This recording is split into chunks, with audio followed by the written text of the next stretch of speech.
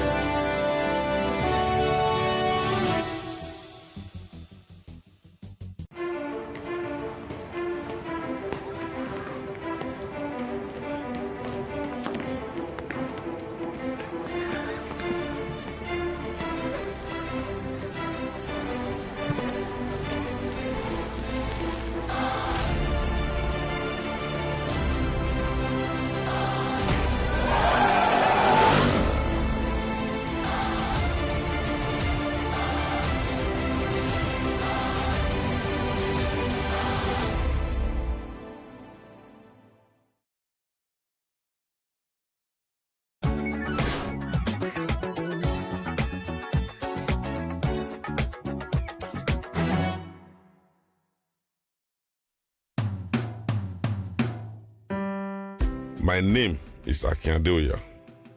Let me add my voice to this laudable project, the Good Old Days series.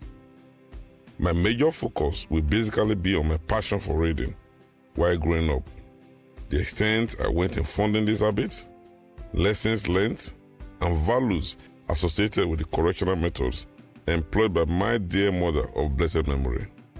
How did this adventure into Storyland begin? My earliest memory of how it all started was my mom gathering us for informal afternoon and weekend storytelling sessions. She would tell us the irresistible and fantastic stories by authors like Sir Rider Haggard, King Solomon's Mines, by Shakespeare, The Merchant of Venice, and the like. Yes, she clearly had fun telling these stories with the way she used to repeat the names of some of the characters with emphasis. Truhala the King, Gagool the Wish, Captain John Good. Firstly, let me share what I call my cartoon room experience and how it shaped my views in my growing up years. Though of Ifaki Kitty origin, I grew up in Saple and Lagos. The cartoon room was a room devoted to storing hundreds of cartons of Skull beer, either empty or full, because my mom used to be a beer distributor for an Ughelli-based company called Superbrew, and even ran a chemist on the side. At the same time, she was a nurse, a midwife with Sapele Health Center.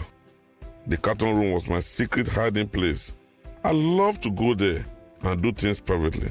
At just about 12, I already had a whole need for privacy. You see, the many cartons provided a million hiding places for my secret things. Not all the things I did there was bad. That was the room, sitting among the scattered cartons and bottles, where my innocence was shattered, reading hundreds of pulp fiction novels and plays. In that private world, nothing outside mattered. All I wanted to do was get up and run to the neighborhood bookshop to get the next James Alley Chase or some pace-setter paperback. In my mind, I had an easy familiarity with America, England, Vietnam, Russia, and many of the great cities of the world. Even though I had never been there, I was a citizen of the world by virtue of my readings. My eventual adventure into African stories gave me a powerful sense of identity. From Chinua Achebe's Arrow of God to Ngugi wa Thiong'o's The River Between, Grain of Wheat, Kamala Laye's Weep Not Child, to Aiki Uyama's The Beautiful Ones Are Not Yet Born.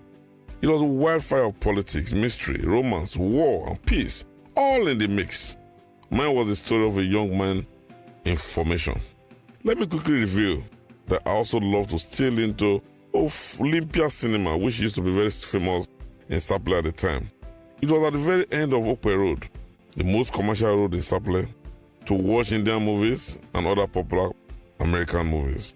I also had a once-in-a-lifetime experience of watching the epic by Hubert Ugunde titled Jayesimi. This was in the early 80s. How does the 12-year-old finance this rich taste in books, music, and culture? I started by helping myself to leftover coins on the table, by the bedside, in the pockets.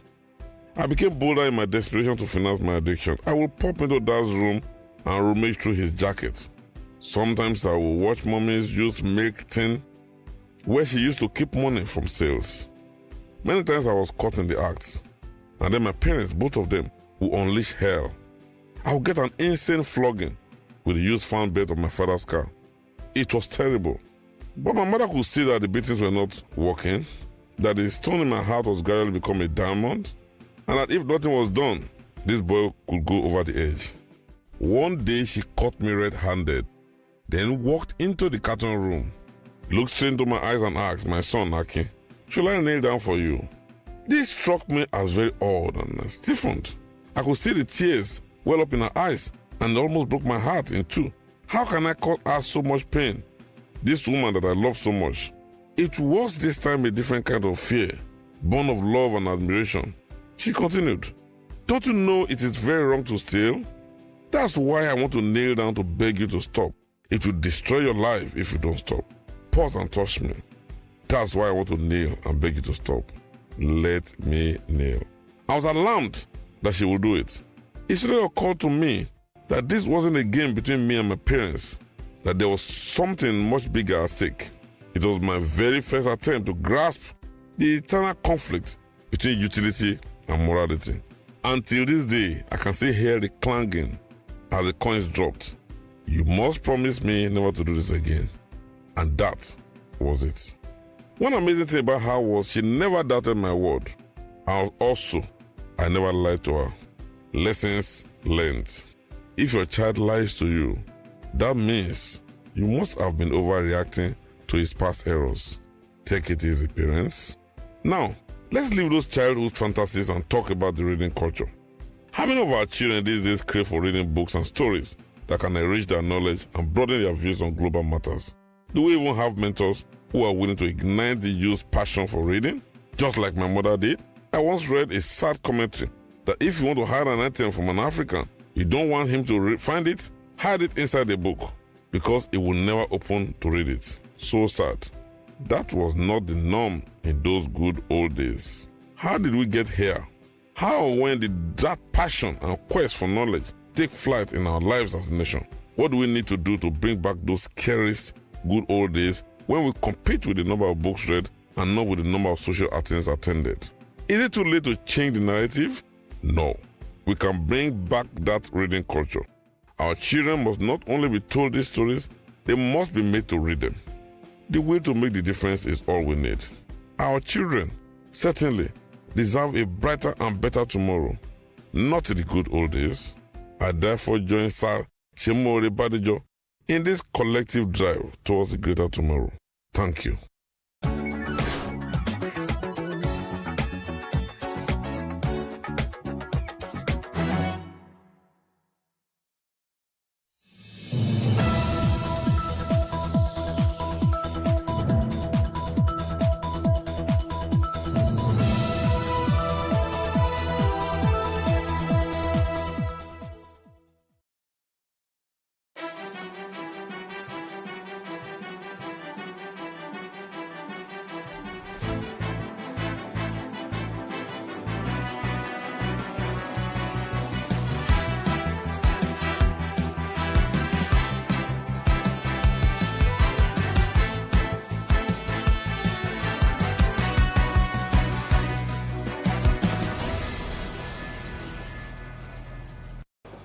Hello and welcome to What Are You Saying?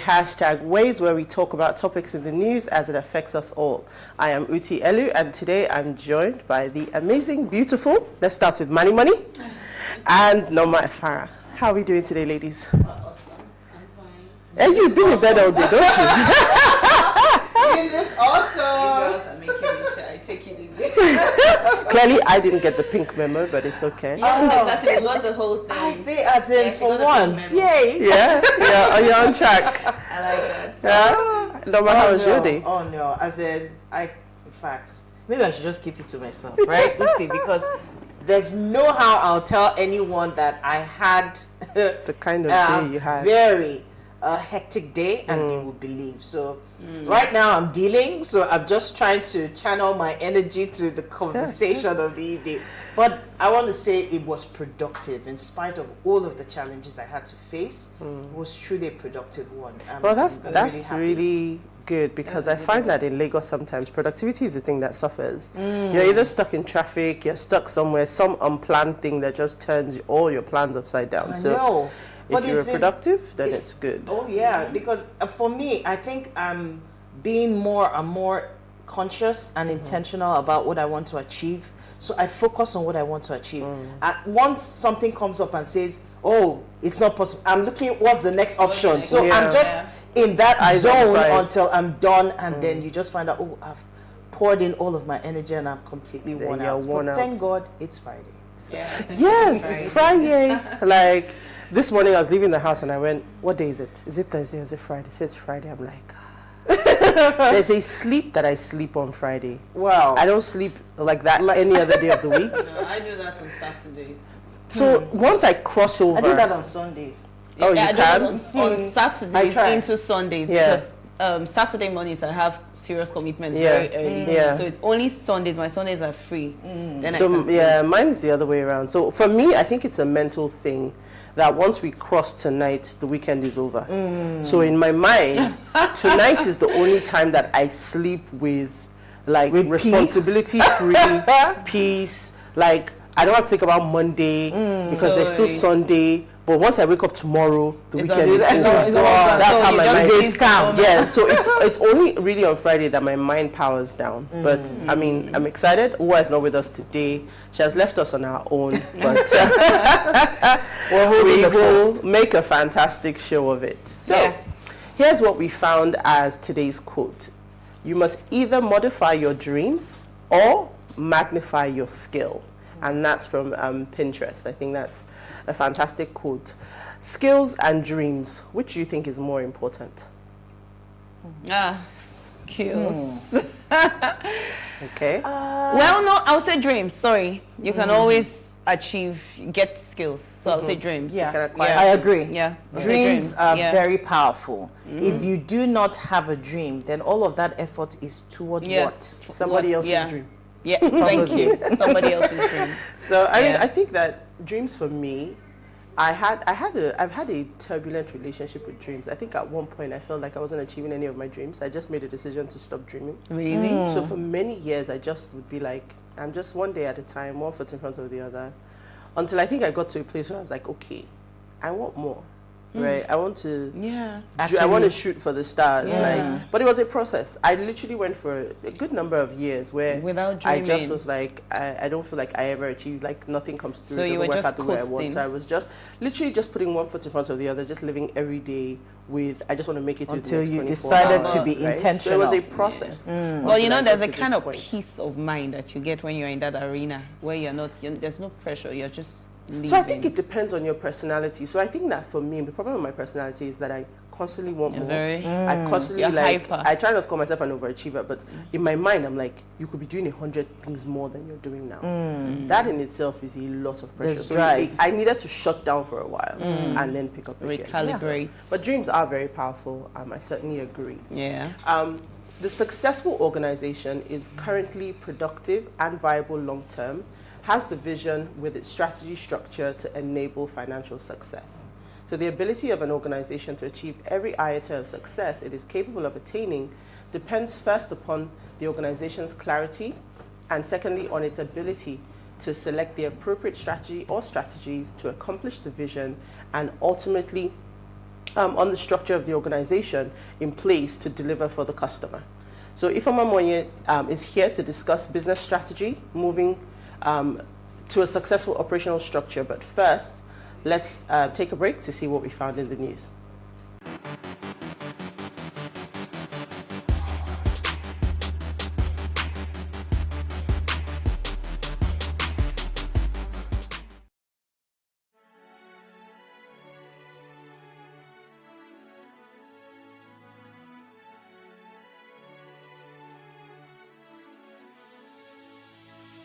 It is engagement we need to have. Those who suffer miscarriages are never taken into account. Members of the National Assembly are also influence peddlers. You are sitting on Nigerians' money. From the barbing, I pay my rent.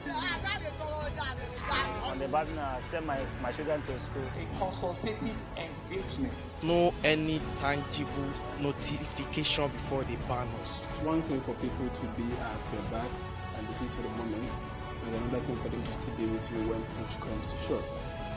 I will do everything to take Lagos out of the national grid.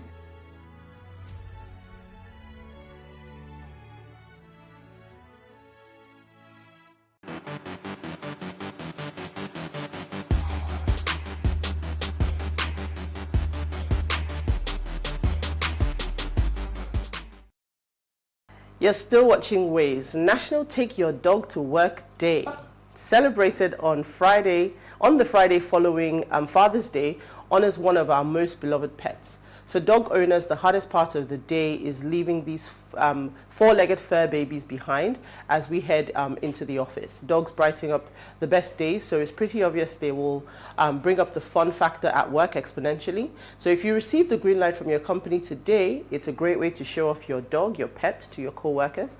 Take Your Dog to Work Day began in 1999 as a way to celebrate our companions, the dogs, and encourage adoptions. Having your dog at work with you all day may make it a little difficult to get all your tasks done, but having the dog with you may allow you to interact with your co-workers in a whole new way. As the dog is a great icebreaker, and you get the opportunity to pitch that idea of promoting better team play and better communication and teamwork to your boss.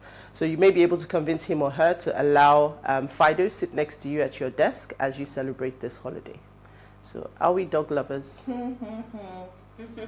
No more kids for me under my roof. So dogs are like. So for you, a dog is like a child, right? Yes, but I mean, we were the ones taking care of the dogs, and then when my dad comes back, they would run to him. Like after I'm done with all the work, and then you go cuddle him, and then you're coming back to me for your food, for your vet, and all of that. So I was done with that. And anytime my kids always, oh, when can we get it done? I said, when you're old enough to take care of it, then we can have that conversation. You've never had dogs? We will never have a dog in the house. My son is always like, oh, Mom, I want a pet, I want a pet. The best you can hope for is a fish, not a dog. Because that so smells easy. With hair everywhere. I don't know how, sincerely, I don't know how they do it. Like how people take care of it. Because I've been with dogs.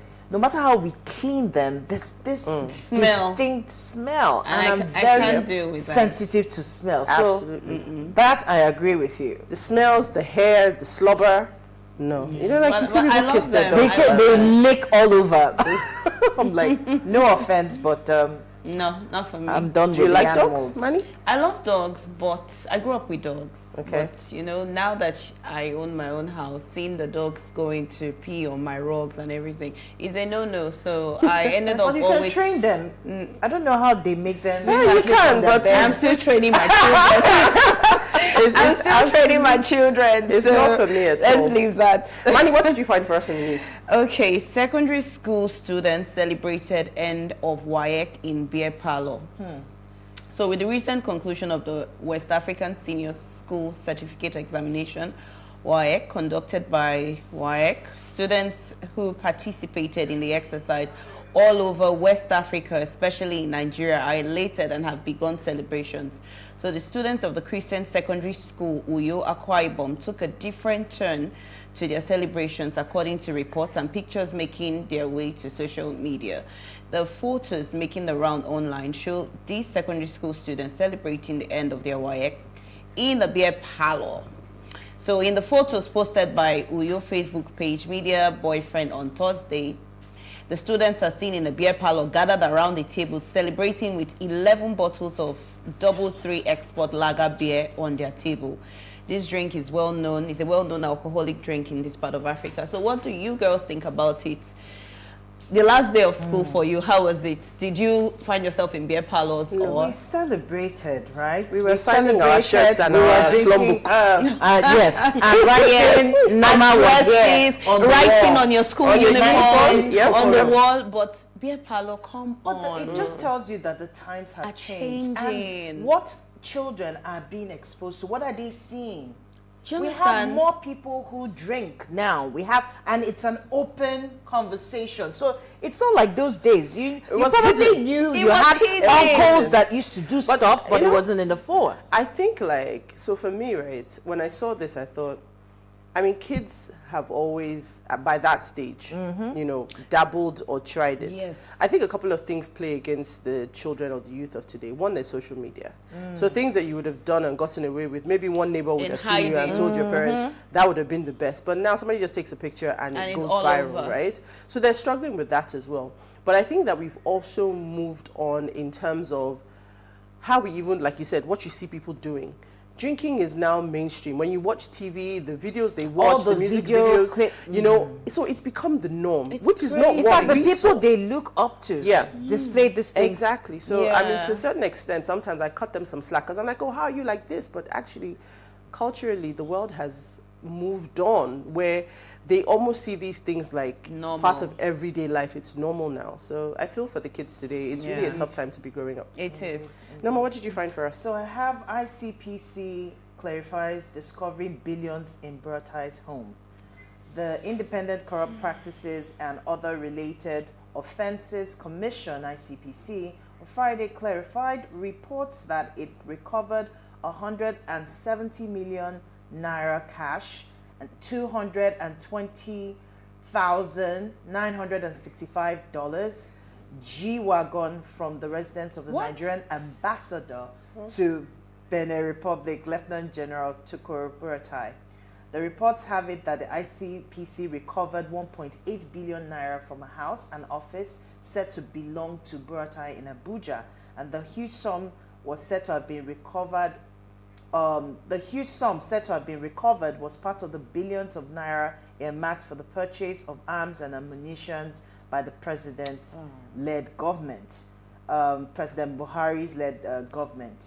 But now they've retracted that that accusation in a statement that they said the commission wishes to state that the ICPC operatives raided a property in Wuse 2 of Federal Capital Territory on Thursday between 5 p.m. and 12 a.m. on suspicion of money laundering. Facts available for the time being indicates that the property is owned by another person, said K. Salam Construction Company, a military contractor. So I don't know how we come to this kind of conclusions and we quickly go to the press and put out statements when they are not factual. Yeah. I don't know if this is real or this is them trying to downplay the situation. But I think it's still an ongoing process, and we're still looking at the outcome. Yeah. I think these days. No, go ahead, buddy. No. I'm just wild. Wild, right? You know, when you hear all these billions going around, numbers are just, they are not making sense. When we used to hear millions, then that somebody or hundreds of thousands, it was huge. But billions, it seems like just the a norm. million or I know, something right? like that. It's become, it's It's the norm completely now. just gone a different way. Let's see how the story turns out. So let me quickly take my story. So it says Saraki set for showdown with terminal operators over container deposit. So the Saraki in question is the Minister of State for Transportation, Senator Gbemisola Saraki, who has served as the minister since 2019 when she was appointed by President Buhari. Now, she's talking about making ease of business, particularly at the seaports. And she says she's going to put processes in place that will ensure that shipping companies promptly refund container deposits paid by importers and agents. She's promised to work with stakeholders to reduce cargo dwell time at the port, assured stakeholders of sustained communication engagement to make the ports more productive. So, I mean, when I saw this story, it's quite a long story. There's a lot of promises there and things about what they plan on implementing. The plan on implementing is the part I don't understand. You don't been in office since 2019. You are almost on your way out, no? Election is next year. Then you say you are planning to. What have you been doing for the last 3 years plus? It's just gradual. So that's really the only reason why this story stuck out to me, because I was like, did she just get? So I had to check to confirm that. Did she just get appointed maybe in the midst of all these people changing election and all of that? No, she's been here since 2019. So why are you planning to plan now? But anyway, this is our government, and this is what happens. It's normal. But, you know, and particularly with our ports. It has become normal. It's the norm, right? So we hope that the plans are implemented before she exits said office. We hope so. But let's take a quick break, and when we come back, we'll take our topic for today. Stay with us.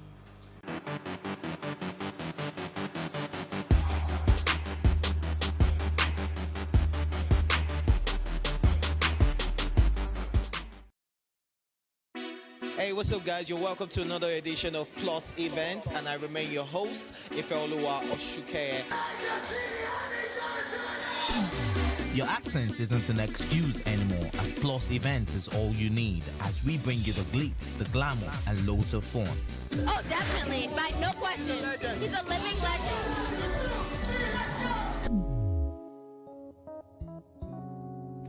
Oh, God forbid, Holy Ghost fire, I know. I just want to be blown away. I want to be wild. This is 11 years of doing it.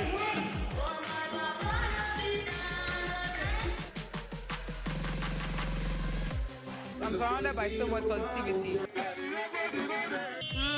No, it's okay. Yo, what's up, my people? It's your boy Starboy Terry.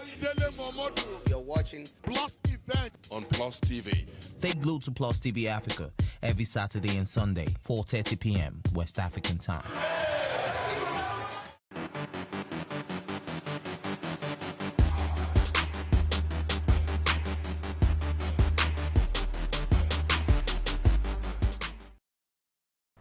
Thank you for staying with us. So according to an online source, clarity of vision is essential for business growth, as no business can serve every master or in fact every customer. When there is a clear vision of who the business serves and what the problem the organization is solving, the business can direct its scarce resources to its priority activities.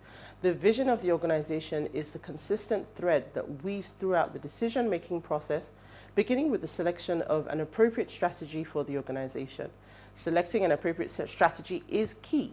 The organization which selects a strategy it cannot execute or deliver because of resource limitations or other factors is an organization which cannot achieve the maximum degree of success.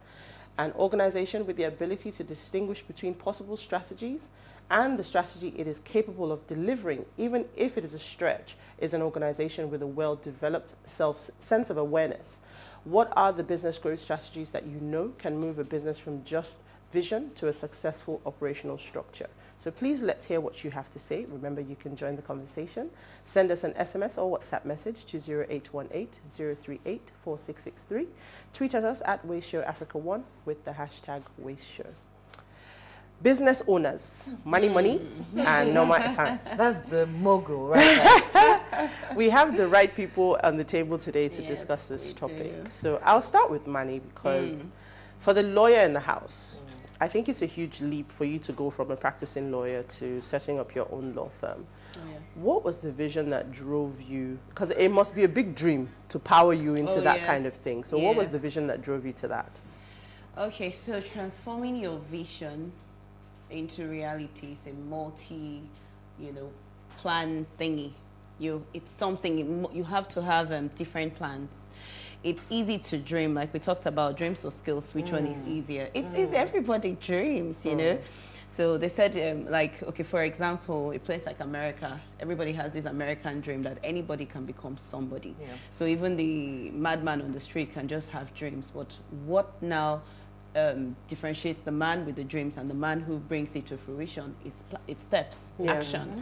So for me, I like to recommend Habakkuk 2:2 for people because visionaries who want to go into business. Yeah. So it basically says write your vision down on paper, make it plain so that anyone that reads it will run with you.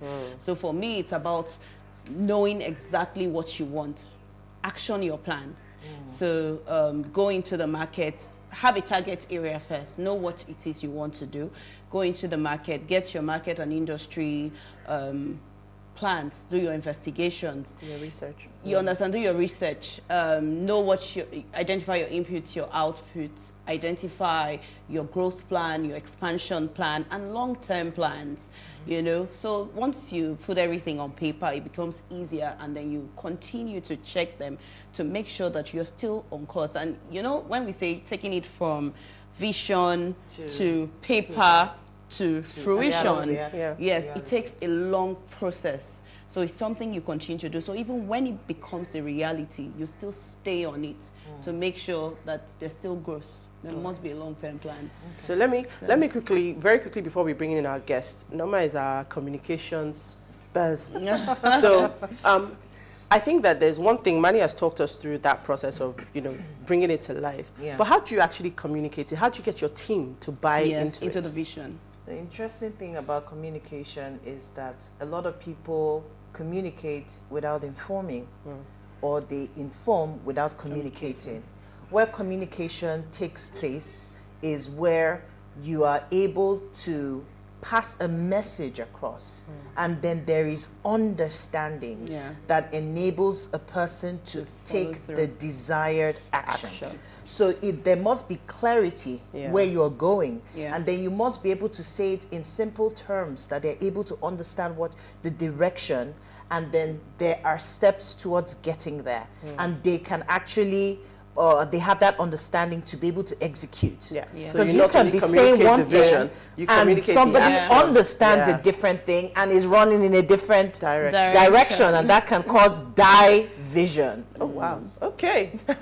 I don't know if you guys saw this. I always use this as an example. There was this relay race they were doing in the primary school where children were running with the baton. So you take it and you pass the baton to the next person. Somebody took it and kept running. Running in the wrong direction. I was like, oh my God. So somebody didn't get the plan. Yeah, thank you. So it's very important how you communicate the vision.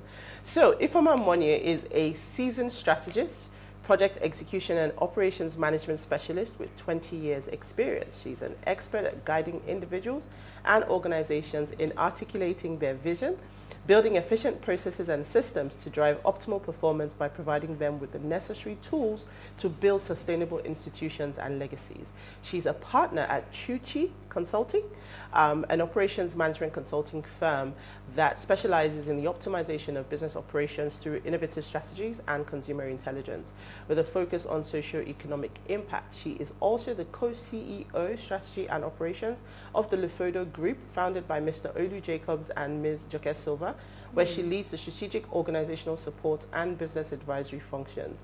As a certified wealth manager, Prince 2 and MSP practitioner, Ifeoma has successfully planned and managed numerous projects and programs in the UK, US, and Nigeria in various sectors, including media, retail, education, real estate, financial services, healthcare, hospitality, non-profit, and agriculture. Woo!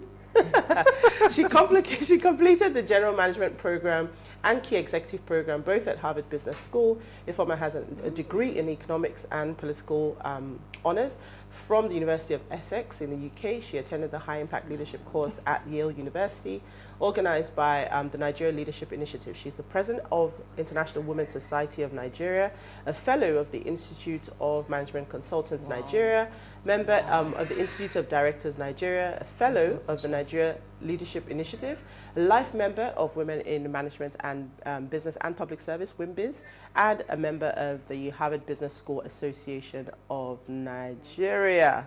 That is a profile and a half. Did you just read that from one person? Are we still talking about one person? So, welcome to the show. Thank you. Yay. Thank you for having me. I don't even know where to start. I'm overwhelmed by how much you've done. I feel like you've lived like 10 lifetimes. It's funny because even as you're reading it, I'm like, is this me? So where did you find the time to do I have no clue. Like you're a consultant, you're a co-CEO. I mean, amazing. There's still 24 hours in your day, right? Yes. You know? Superheroes that we have in Nigeria. So, I mean, it's wonderful to have you on the show. Thank you for joining us. I'm hoping that we get to learn a lot of things Yes. from you today because vision is so powerful. Yeah. Every company, so I work in customer experience, and the strategy for me is what is the foundation of the work that I do. But I find that a lot of companies, when I go in and speak to them and say, we have a vision and mission. So typically you walk in and it's displayed somewhere, and I say, okay, guys, what's the mission and vision? And there's a blank stare. Most organizations, people don't even remember it. In some places, they've been forced to memorize it, but they still don't know or they don't understand it. And more so, there's then that disconnect between what the vision is and the strategy, and even then understanding the strategy. So I'm going to unpack this statement, and let's start from the mission and vision statement of companies. Yeah. What should it do? What should it be? And how should it be utilized? Okay, thank you. For vision, so again, I think part of the issue is we overcomplicate things. I like to keep it short and simple, so I always say KISS, keep it short and simple. If a 10-year-old doesn't understand it, then maybe it's too ambiguous. So the first thing is your vision is where you see yourself in X number of years. Where are you going? Vision is a picture you've painted in your mind, the founder of the business, and that's where they're trying to go to. The mission is why you exist. What is the company trying to do? What problem is it trying to solve? So the vision is, this is where we're trying to go to. So for example, with your law firm, our mission is to make life easier for clients in the law, with legal. The vision is we want to be the top 10 in 5 years, in 10 years. And then you walk there. Your vision is actually supposed to change so that when you get to where that picture, by then you have another vision. Oh, wow. Yes. So yes, your vision should change when you get there. The whole purpose is you're supposed to get there. Then what happens when you get there? You now come up with something else. Okay, I've gotten here. I'm number 2. I'm number 1 now. What next? It can even be a vision to make all my employees happy. That could be a vision. You know, so I think sometimes we overcomplicate it. Is really what is the picture you have in mind of what this company is supposed to look like? While the mission is what problem is it supposed to solve, and that why is the business existing? Really, that's what it's meant to be. I think you also mentioned something. One of the issues is that a lot of people, when they're speaking about their vision and mission to employees, is they talk about themselves and why they started the business. They don't talk about or paint the picture of where the employee sees themselves in the company and the part they need to play. So it's like, oh, it's somebody else's vision. So sometimes they don't buy into it because they don't see themselves in it. So it's important that everyone, even up to the security guy, understands the vision and the part they have to play in making that vision come to fruition. So that's so important. So that then speaks to the communicating part of it. So how do you sell the vision in a way that we connect with it? I was going to say to now take it a step further to the strategy, but I'll let the ladies go. Oh, no, okay, well, I was coming there because, I mean, that was so insightful. So how do you now take deliberate steps to communicate this vision? Because you just simplified it right there. And there was nothing complicated about that. So, but why is it complicated for people? Why is there a complication between communicating your vision and people being able to run with the vision? So a couple of things. It's one thing to have the vision and to craft it. It's another thing to understand the environment you're working in. So part of the issue we have is we have some grand plan. We say this is what we want to do. So for example, in Nigeria, I say I want to start a beauty parlor and I want everybody to pay 5,000 naira. What is the economy saying? What is diesel saying? So many times, part of the issue we have is we have this great plan, but is it realistic for the environment we are living in? Our target audience, do they understand it? Is that what they want? Is that the way they want it packaged? So we need to understand our environment. We need to understand the people that we're trying to sell to. We need to even understand the issues our employees and all face to be able to communicate. So sometimes the issue is, it just doesn't make sense for our environment, or it's not the right time, or it's not the right packaging. So everything has to work together. It's more than just communicating it. If you're saying to someone, for example, another thing is, for those that travel abroad and all, they've gone on YouTube, they've seen something, then they bring it to someone who hasn't experienced it. How are they supposed to understand it? Yes, you haven't given them any customer experience, you haven't shown them a video. So you're just speaking over their heads. So it's important that they understand it and they buy into that vision and they see where they are. Another thing is, more than seeing where they are, how are they also going to grow? How is this going to benefit them?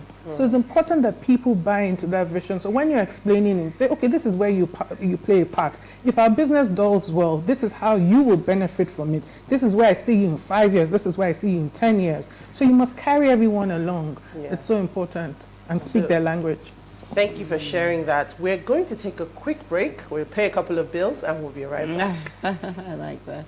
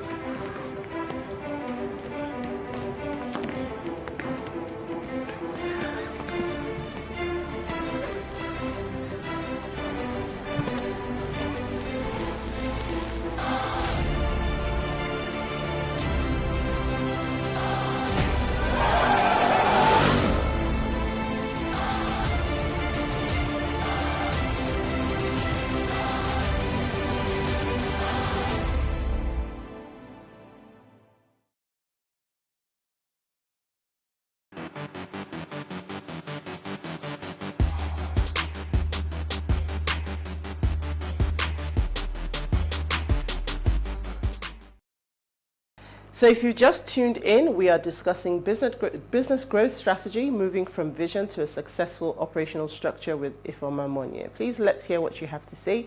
Remember, you can join the conversation, send us an SMS or WhatsApp on 0818-038-4663 or tweet at us at PlusTvAfrica1 with the hashtag WasteShow. So, Manny? Yeah, so I'm going to come from the buying into the vision part. When we finished from school, we came out into the real world. The real world. Like they used to say. Yes, and we were looking for jobs and everything. Everybody wanted to work in Mobile, Chevron, Shell. Everybody had big dreams. So now we're talking about business, growing businesses.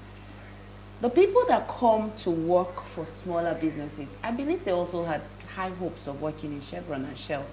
So now Chevron can't take everybody, Shell can't take everybody. They now have to come down to work somewhere before they get their dream jobs. So how do you get those people to buy into your vision when they already had eyes on the bigger targets? On the prize. Yeah. So sometimes I think part of it is we see it as competition, or people are trying to compete with the Mobile.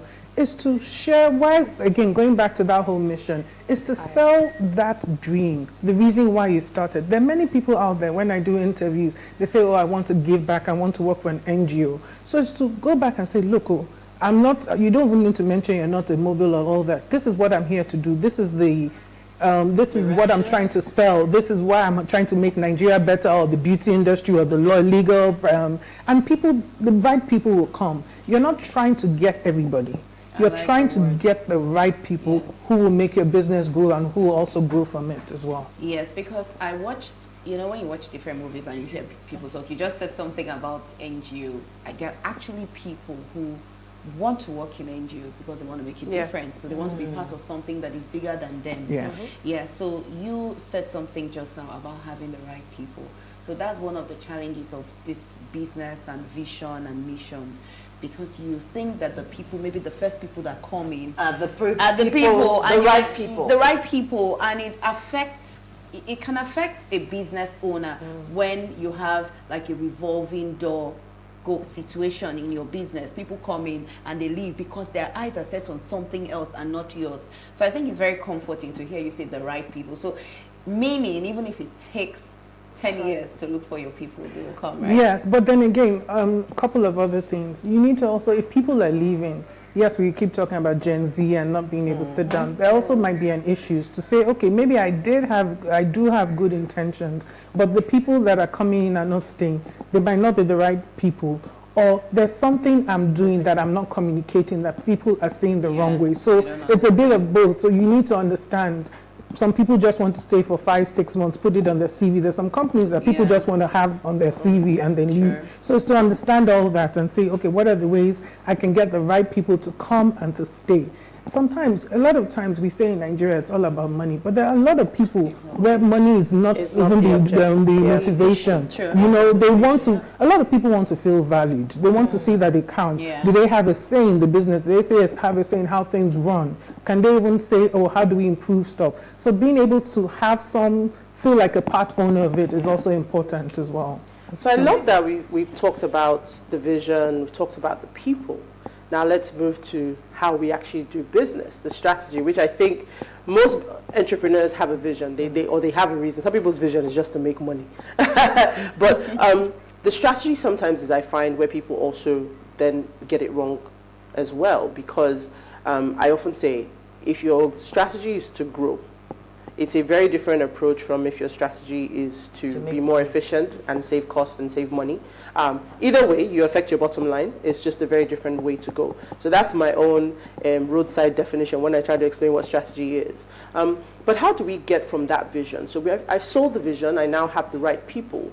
How do I pick the right strategy for my business? Fantastic question. So I'll give it a different way. Let's say I want to go to Abuja tomorrow. What is important when you're even doing your strategy? What are the resources you have and capabilities of your team? So I'll go back using the analogy of going to Abuja. There are different ways I can get to Abuja. I can walk, I can go by air, I can go by night bus, day bus. Again, all depends on my resources. How much money do I have? How much time do I have? Time is also a resource. Who are the people going with me? Is there a particular time I want? So you can have different strategies, but going back to your point is, what am I trying to achieve? Is there some time restraining factor? Is there a resource? So if I don't have enough money to go by air, maybe I'll go by bus, maybe I drive, you know, so these are all the different things you need to look at. So the strategy you will now choose depends on your current resources. Now, the issue most people make is they look at what they think they will get and plan their strategy based on that. But what are the current resources you have and the capabilities you have to be able to push the business in that direction? And then you create a strategy based on that. Now, you must also, like I mentioned, you can't just have a strategy based on what you think will happen or your intentions. You need to look at your environment. So we have what we call the pastel. You need to know what's happening in politics. In a day, your business can end just from a policy. Absolutely. So you need to understand government regulations, the politics around it, social, what is happening, how people even feel about your business. Is this something that's a taboo? Is it not? You need to understand that. What are the environmental laws or even things that are guarding your business, legal frameworks? So you need to understand all this, the economics of it. Do you need to borrow dollars? Do you need to get resources? So these are all the things that must go into your strategy. How are prices going to affect you? So part of what you had mentioned something earlier is you need to even have scenario planning. If I have to get certain raw materials from somewhere, and let's even say the East, and then because of sit at home or something, I can't get it. How am I going to be able to do it? So these are all the things you need to factor into the strategy. It's a moving document. So yes, you do have a document, but you must think of all the scenarios. What ifs? You have to think of risks. What if this happens? How am I going to be able to mitigate it? At what point do I say I stop? At what point will diesel get to before I know I have to close? So these are all the things you have to look at to say, this is what I have in, am I able to get a loan? Am I able to, do I have to work with what I have? And then you have different phases. Okay, in this phase, this is what I'll do. When I get to X amount, or again, it can be turnover, it can be number of staff, it can be number of years you've been in, then we move to the next stage. So all these things must go, you must think of all that. Your goal is the same, your destination is the same, but your strategies depends. Your resources, your capabilities, yes. Based on current... Exactly, realities. Yeah. Interesting. Wow. Is it, so this document is living, breathing. It also has the same challenge. I mean, I know Pesta, I know SWOT, but you've just made it very relatable in the way that you've communicated it. So I see the gap also. We've created this wonderful document. It's a 5-year plan, it's a 10-year plan. How do you move from exactly. So you reality? have that plan, and maybe for a new entrepreneur, you've done that. How do you start to build the structure? Because as you were speaking, I was hearing there's legal, so you have to have a legal team. Right. There's risk, you have to have a risk team. There's people, you've got to have HR. But you may not have the resources for all of that. So how do you start to break it down into milestones where I can eventually get there? On a small scale. Yes, you don't necessarily have to have the people, but you have to have thought it through. You have to, for example, you don't need a lawyer. When in your business, no, don't worry. I'm not saying you don't need a lawyer. I'm not saying you don't need to go and hire a full-time lawyer. You can, for example, go to a firm, outsource it, or you get someone to do your legal documents and all that. But you don't have to necessarily even have HR at the beginning. Yes, in-house. Outsource as much as you can, especially in the beginning. But ensure that you have thought through it and that you have a plan for when certain things happen.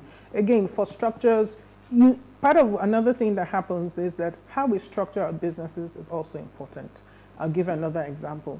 I can't say that I'm fast, I'm doing a restaurant now, and I say I want to be cheap and fast. Then I'm set up like a fine dining restaurant. Have staff, and it takes your process, everything must go with your endpoint. So the same way you can't say you want to do fine dining and then you're set up as a fast food. Everything, your organizational structure has to fit and align. Exactly. So that's a lot of a problem I see here, that we have some idea because we've seen someone do it a particular way. We start and try and do that, but I now say, but what you're trying to achieve is completely different. Why are you set up like this person? So we need to understand that also has to fit. So you have to have processes. For example, going back to the business, if you're doing something that's standard, how do you ensure that you keep getting the same product? You must have the same process. Let's say it's making bread. You must have a process so that no matter who comes in, they are making the bread the same. We won't say today, oh, it's because of this person that made it. That's why it's like this. It has to be the same. Same thing I say, like even when you go to a bank, there's certain things that are in place. You've never gone to a bank and they say to you, oh, sorry, because this person is on leave. We can't give you money. We cannot attend to you. Certain processes must be in place that they don't even know who's back end or what is happening behind. It's the same product or service they are receiving. What you just said is really true, because you go to some restaurants, you like their food, you go there like 2 months after, it does not taste the same, and they tell you the chef left. Like, really? The chef left? So imagine if like a business like formula. Coca-Cola. Yes. And they've been losing staff and we'll be drinking different versions of Coke. You just touched on something. And I like the fact that I saw operations management somewhere in yours. So let's keep following this road that we're going on.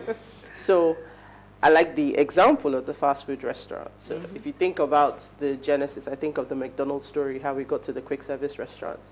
In every business, I believe there's a way to be more efficient. So when we start to look at, okay, I've documented the processes, which by the way, most people don't, which is the problem. But I've even documented the processes. How do I continue to improve? How do I look at where are my bottlenecks? How do we start to traverse that? Fantastic. So you see, it's going back to also the employees as well. You're not going to be everywhere. You don't know what is happening. So for example, using the restaurant example, you don't know, you need to understand what happens when someone comes to order. What are they facing? So you have to go through the company and say, for each employee and each touch point, Where are the issues? How can we do it better? So you need to have some sort of feedback mechanism that even the employees are able to say, look, we're doing it this way, but can we even do it in a better way? Or this is what I think, this is where we have an issue. So you must keep having that feedback to say, okay, this is how we can do it. Also customer surveys, know how can you improve, what is it they want. You're not going to always please everyone and you can't get everything, but you need to know what is important and what you're not going to compromise on. Excellent. Wow. So back to the employees, because that's where a lot of businesses have problem, and communication.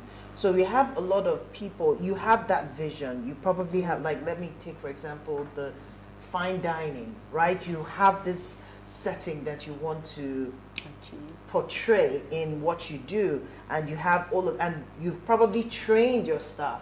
This is how we set the table. This is the kind of ambience that I had a friend who once had a store, and she wanted the feel of when you come in from the heat of the sun and you come in, it's a cool environment. And every time she comes to her store, she finds out that the air conditioning is off, and the staff, and she's asking why, and she says, oh, I'm feeling cold.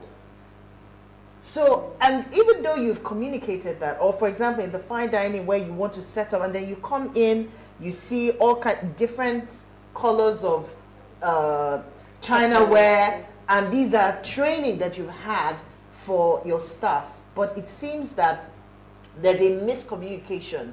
How do you build a formidable system that continues to drive that vision that you have, whether you're there or you're there or not? Because we talked about the McDonald's, we talked about, you know, these people that have Coca-Cola, you know, those that have had this in place. But it seems like in the Nigerian context, it's very unique.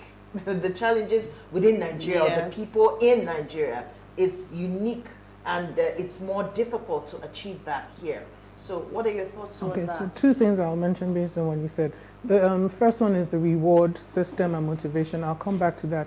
But again, it's important your staff have, your employees have that experience. I'll give you, going back to like fine dining, I was watching a documentary once on Claridge's. Now, every single staff member of theirs spends a weekend in Claridge's as a customer. Yes. So they know, they feel, they go through what the customer expectation is. That way they understand what they need to deliver. So sometimes they don't know any better. So if they haven't experienced it, they don't know. So the lady that has this issue, has she ever thought about buying her staff a cardigan? Thank you. That's exactly what I was thinking when you were talking. Maybe that's what she needs. Do that. Yes. So sometimes that's because they don't know any better. Maybe the lady hasn't had AC anywhere else all her life, so and then so far has a new experience. So maybe you gradually build her into it. But then going back to that, there's another thing is, in any society, I always say, look at us Nigerians. We keep saying, oh, Nigeria, everybody is broken down society, but we're the same Nigerians. When we go abroad, we don't have to behave. Why? Because the system works. If we go out of line, we will be punished. So it's the same thing you do in your company. There's a reward system and there's a penalty system. If you do this, X happens. And you ensure you follow through. But when there are no consequences, everyone does what they want. So it's important that you have a reward system and an incentive system so that you also motivate people to do the right thing. But at the same time, if they do the wrong thing, there's a penalty for it. That's so important, that everybody knows what is expected and what will happen if they don't do the right thing or they do it. Being consistent. Exactly. Because there's one thing for you to put these things in place, but follow through. So you have to have a governance structure. Yes. But as with every great conversation that we have on this show, the time flies by really quick. So we're literally coming very quickly to the end of the show. I'd like you to just close up for us a couple of minutes. It's always what we can leave our viewers with. We've said a lot today, and sometimes paint by numbers is easy. So here's step 1, here's step 2, here's step 3. If you could just give us that very quickly, vision to structure to the end point. Okay. I'll say, first of all, you have a vision. Why? And I'll say, question your vision. Why are you doing what you want to do? Like you said, sometimes, let's even be honest, it's money. I need money. Then the next question is there any other way you can do it without doing what you're doing, because it's important to validate why you're doing what you're doing. So you come up with that vision. Realistically, how long do you think it will take you to get there? Then you also need to assess your current state. What do you have at this point? What are the resources available to you? What capabilities do you have? Do you even have the right skill set to be able to deliver on the product or service? That is so important. Then who are the people that you can that will attract? One thing I always say, if you have the right product or service, money will find you. Yeah, absolutely. So it's ensuring that you're not doing something because somebody else is doing it and making money. I always say if you don't even have an idea, the first thing you will look is, where is there a problem that no one yet has solved? And then how can you come in there and fix it? But if you have a great idea, money will follow you. So it's ensuring that you have the right idea or service or product. Once you've come up with the vision, again, you don't even necessarily need, there are different toolkits now, especially with the online, you can find different free toolkits to help you. What are the different steps you need to take? Break it down. I always say break it down. So if you have a 5-year, 10-year. Another thing that we didn't really discuss, but and I want to focus on is ensure you know your target audience and your target market.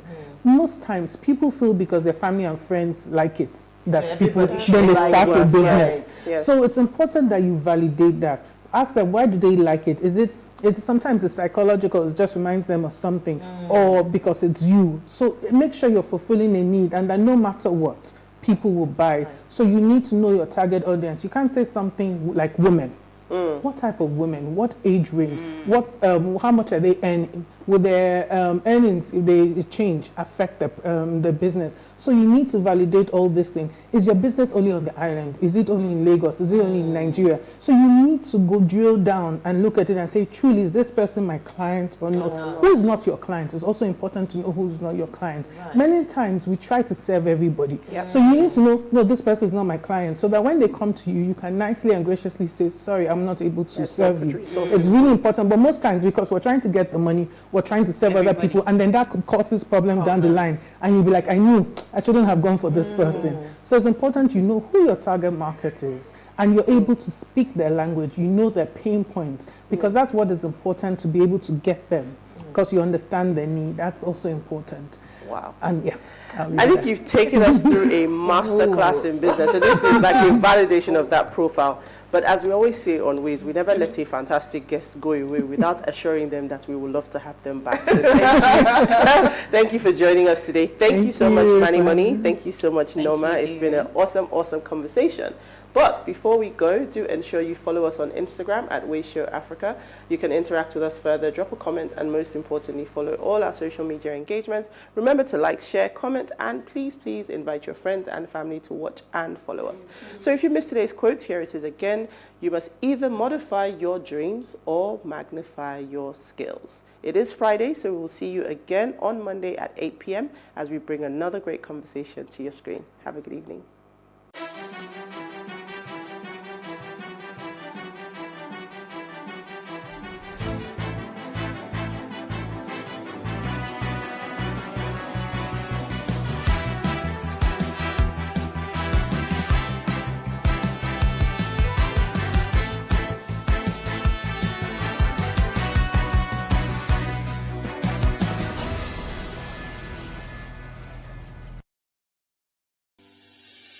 Increase the reach of your events or business services.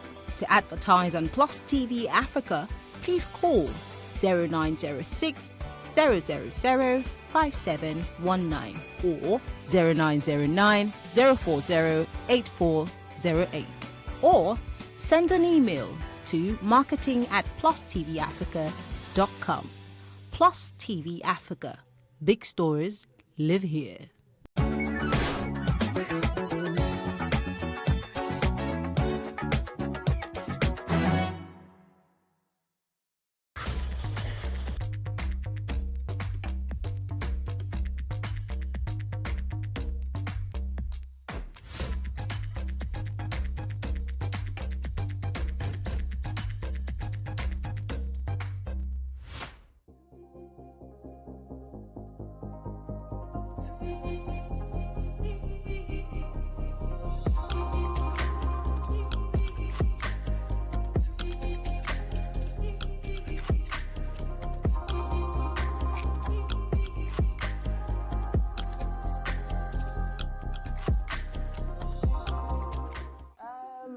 signature on my paintings are Kike Johnson, but I mean, yeah, I think so.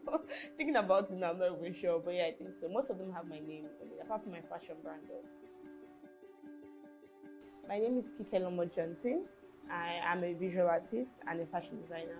My art is inspired by a lot of things, by Black women, by colors, animations, different things. A lot of things that like inspire me, but I naturally enjoy drawing Black women.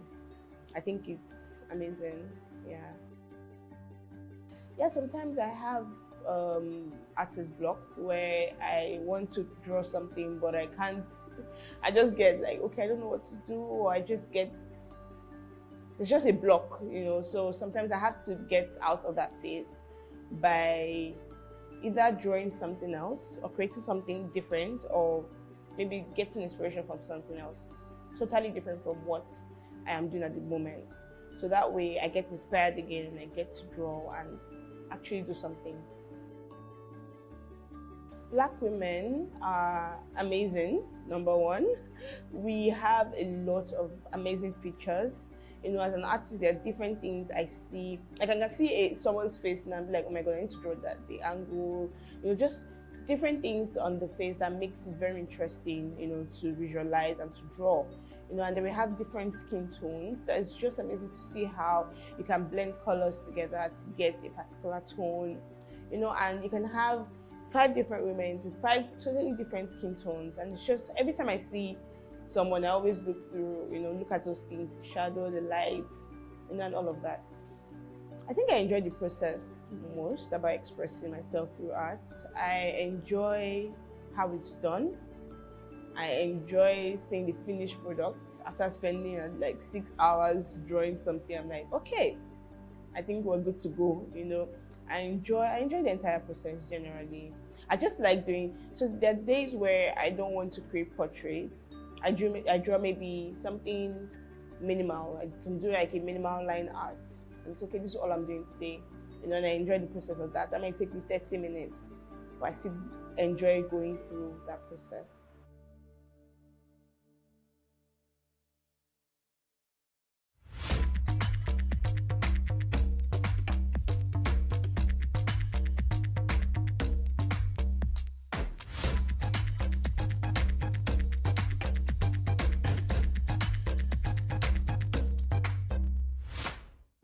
The Nigerian art space is amazing. It's growing and it's just very broad now. There are a lot of opportunities for people like me in the industry. We are doing so many amazing things, from digital art to traditional art to even NFTs. There's just so many things that Nigerian creatives are doing now that I think it's just amazing. To see that Nigeria went from not appreciating art as much to now appreciating art is a good thing. Love it. I actually wish I did go to an art school. I think that way maybe I'd have been like Picasso right now. But no, I didn't go to an art school. I learned everything myself. I've always loved drawing. When I was a child, I would draw Mickey Mouse. I would draw like just different cartoonish things, so I've always enjoyed drawing. I've enjoyed the process. Yeah. All right. So for young female aspiring artists in Nigeria, I'll say they should go for it. In this industry, I've come to understand that there are not so many female artists as much as there are men. So it's a good thing to see women want to become artists and actually do it. One major thing is you just have to keep practicing, just get better at your craft, and that's it. Yeah, there are a lot of opportunities out there. Art has influenced my fashion in different ways, from colors to patterns to just creating something. Sometimes I just do a design, I'm like, okay, this is not what I wanted, but at least we tried it, So art for me is life. Everything around me is art. I look at every single object and I see shadows, I see lights, I'm looking at the way it's done, So art has influenced my fashion in different ways, and I'm excited about that. I enjoy it. So In a few years, I see myself doing amazing things, bigger things than I'm doing now, in the international workspace, nationally, and just doing, I hope to have a major studio in a few years' time where, anybody can just come to us and say, okay, I want to create this type of art, and we can have someone working in the studio create it, different things from animations to illustrations to different type of artwork.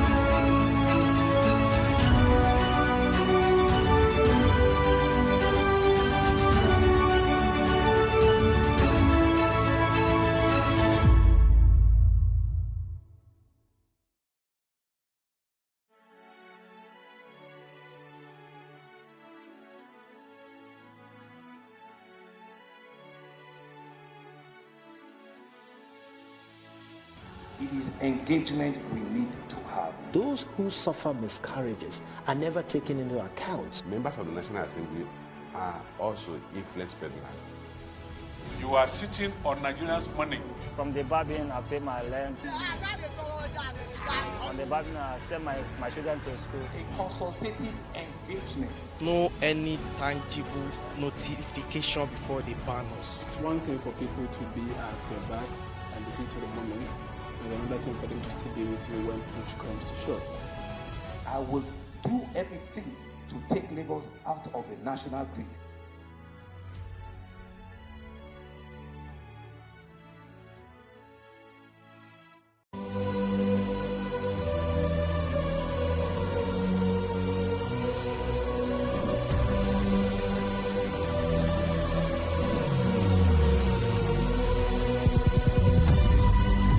What we do not understand, we will stigmatize. What you can see is the remaining of the tanker that exploded. It's also equally confessed.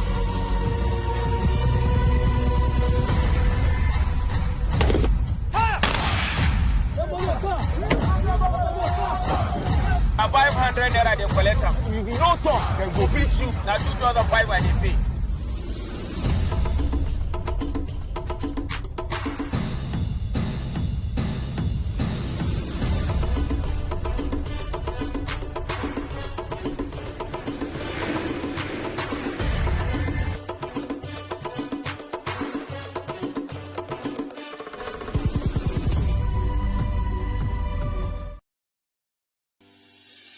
Increase the reach of your events or business services.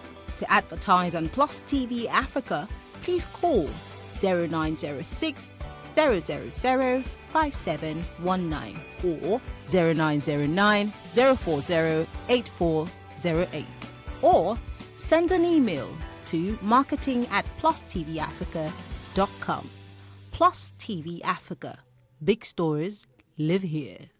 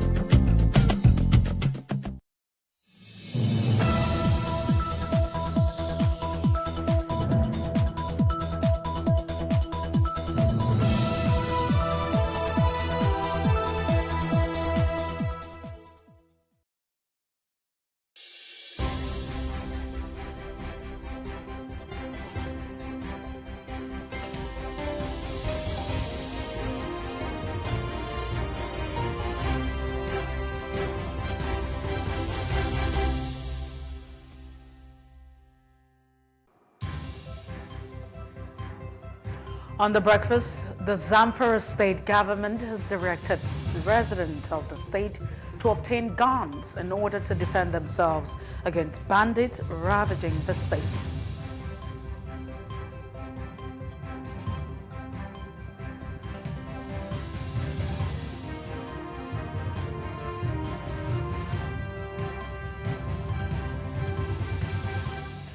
Also on the breakfast, former President Olusegun Obasanjo said picking a running mate in the 1999 presidential election was a mistake.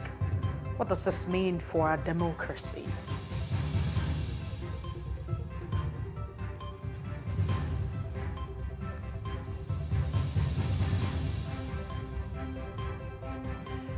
Don't forget, we'll also be looking through today's newspapers and analyzing the big stories of the day.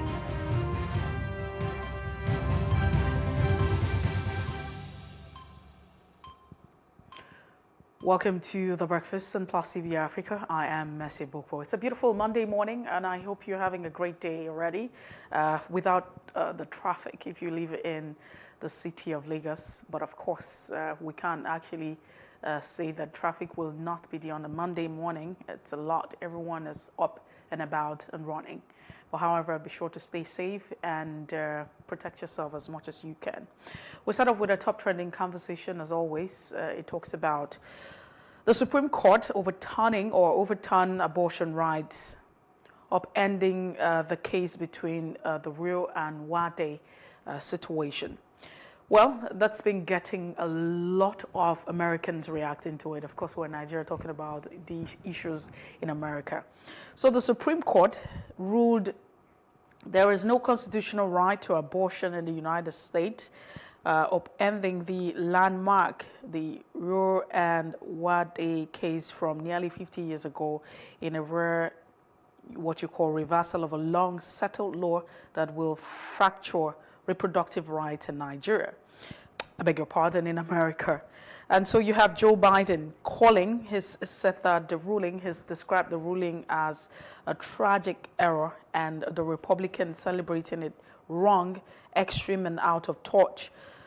So you say that the court and the president said had pointed America down on extreme dangerous path. And that's it. So yes, in all of this is that there was a case at a time where you have Rose, her name is Rose. It's a case that's almost nearly 50 years. And at the time she talked about being gang raped or being raped.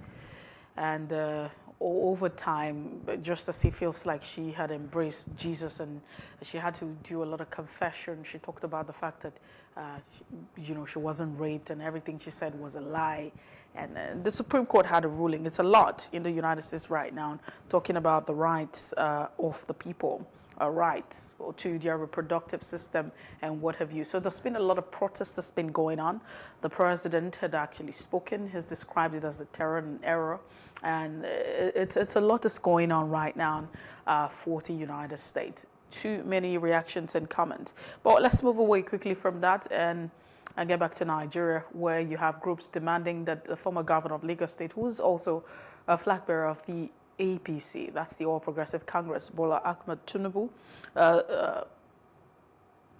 you have this group saying that he should actually be disqualified. So some members of the All Progressive Congress, really, they are members of the All Progressive Congress under the platform of the Gaskaya Youth Movement, have dragged the chieftain of the party and presidential aspirant, Senator Bola Ahmed Tinubu, to court over alleged discrepancy in the academic qualifications submitted to the Independent National Electoral Commission, INEC. According to all that's it's been put out here, is that his qualification for the 2023 presidential election, the argument here is that there are claims that the educational history of Bola Tinubu is not consistent with the earlier forms, that's the CF 001 he filled in preparation for governorship elections in Lagos State in 1999. Specifically, you have the accusation saying that the APC presidential aspirant gave false information in contravention of the electoral acts or electoral laws and the Constitution. So this is a lot, that the educational history is inconsistent. Dates, you have inconsistent date of birth informs and he should be disqualified. Inconsistent date informs, this should actually result to his disqualification if you look at the Constitution of the Federal Republic of Nigeria. So these are some of the issues that's been making the rounds, generating different reactions in different spaces. But we'll take a break now. When we return, it will be time for us to look at the front pages of our national dailies. Please stay with us.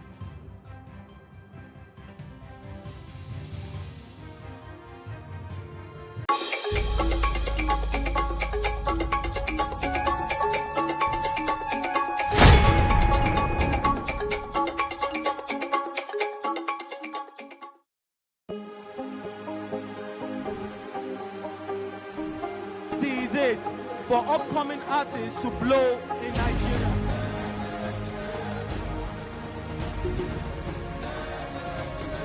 Welcome to Plus Trending. I am Booking November, your host, saying thank you for joining us on today's episode. Welcome back. It's tea time on PlusTvAfrica. Practice makes perfect. I'm not perfect yet, but I'm a lot better than I used to be. He's a king. He's entitled to marry 100 if he wants to.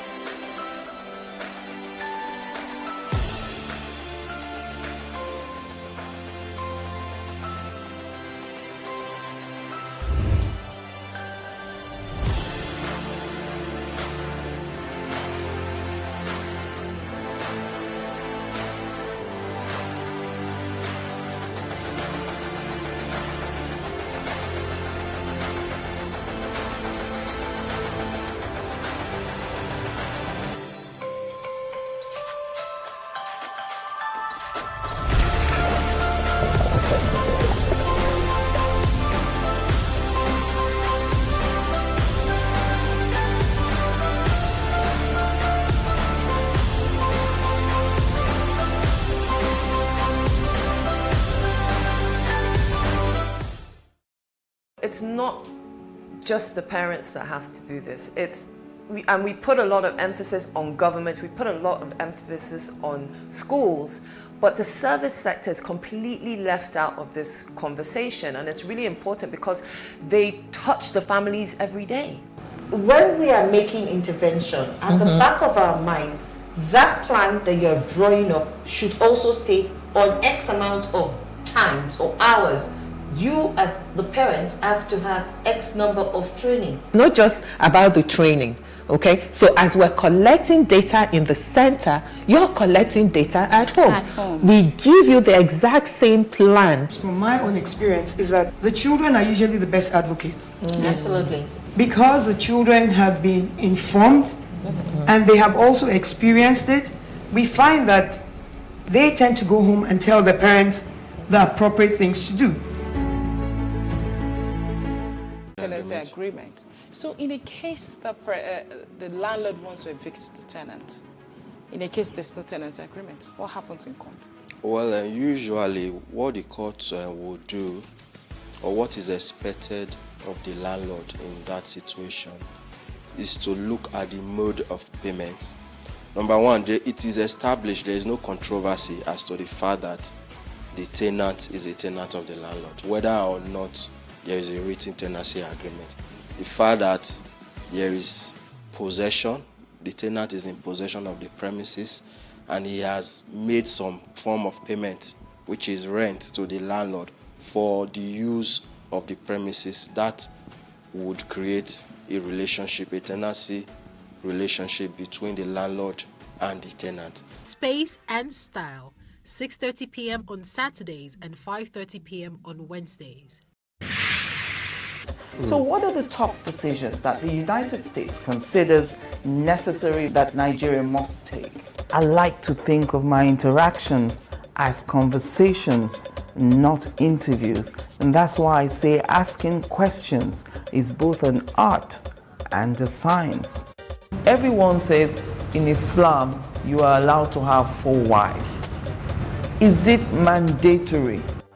The right question enables answers that educate, inform, clarify, and help you, the viewer, to better understand the issue before making up your mind. Our goal is to reduce from 10 to 2 days the time it takes to register businesses in Nigeria. Join me every week on this station, PlusTvAfrica, and gain exclusive access to my conversations. I'm Angela Ajetumobi.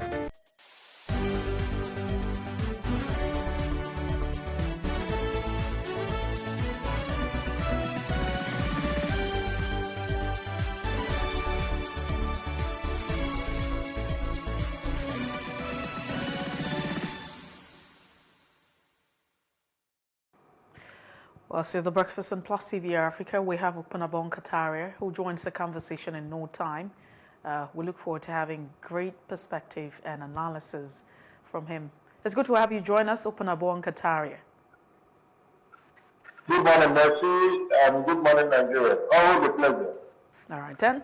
Let's take a look at the leadership newspaper this morning. The big stories would be our concern. I start off with the bold caption, killings, Zamfara Benway asks resident to take up arms against bandit. What a time. I mean, it's never been had in our country. Remind me if I'm wrong. Niger Plateau, one of long-term implication.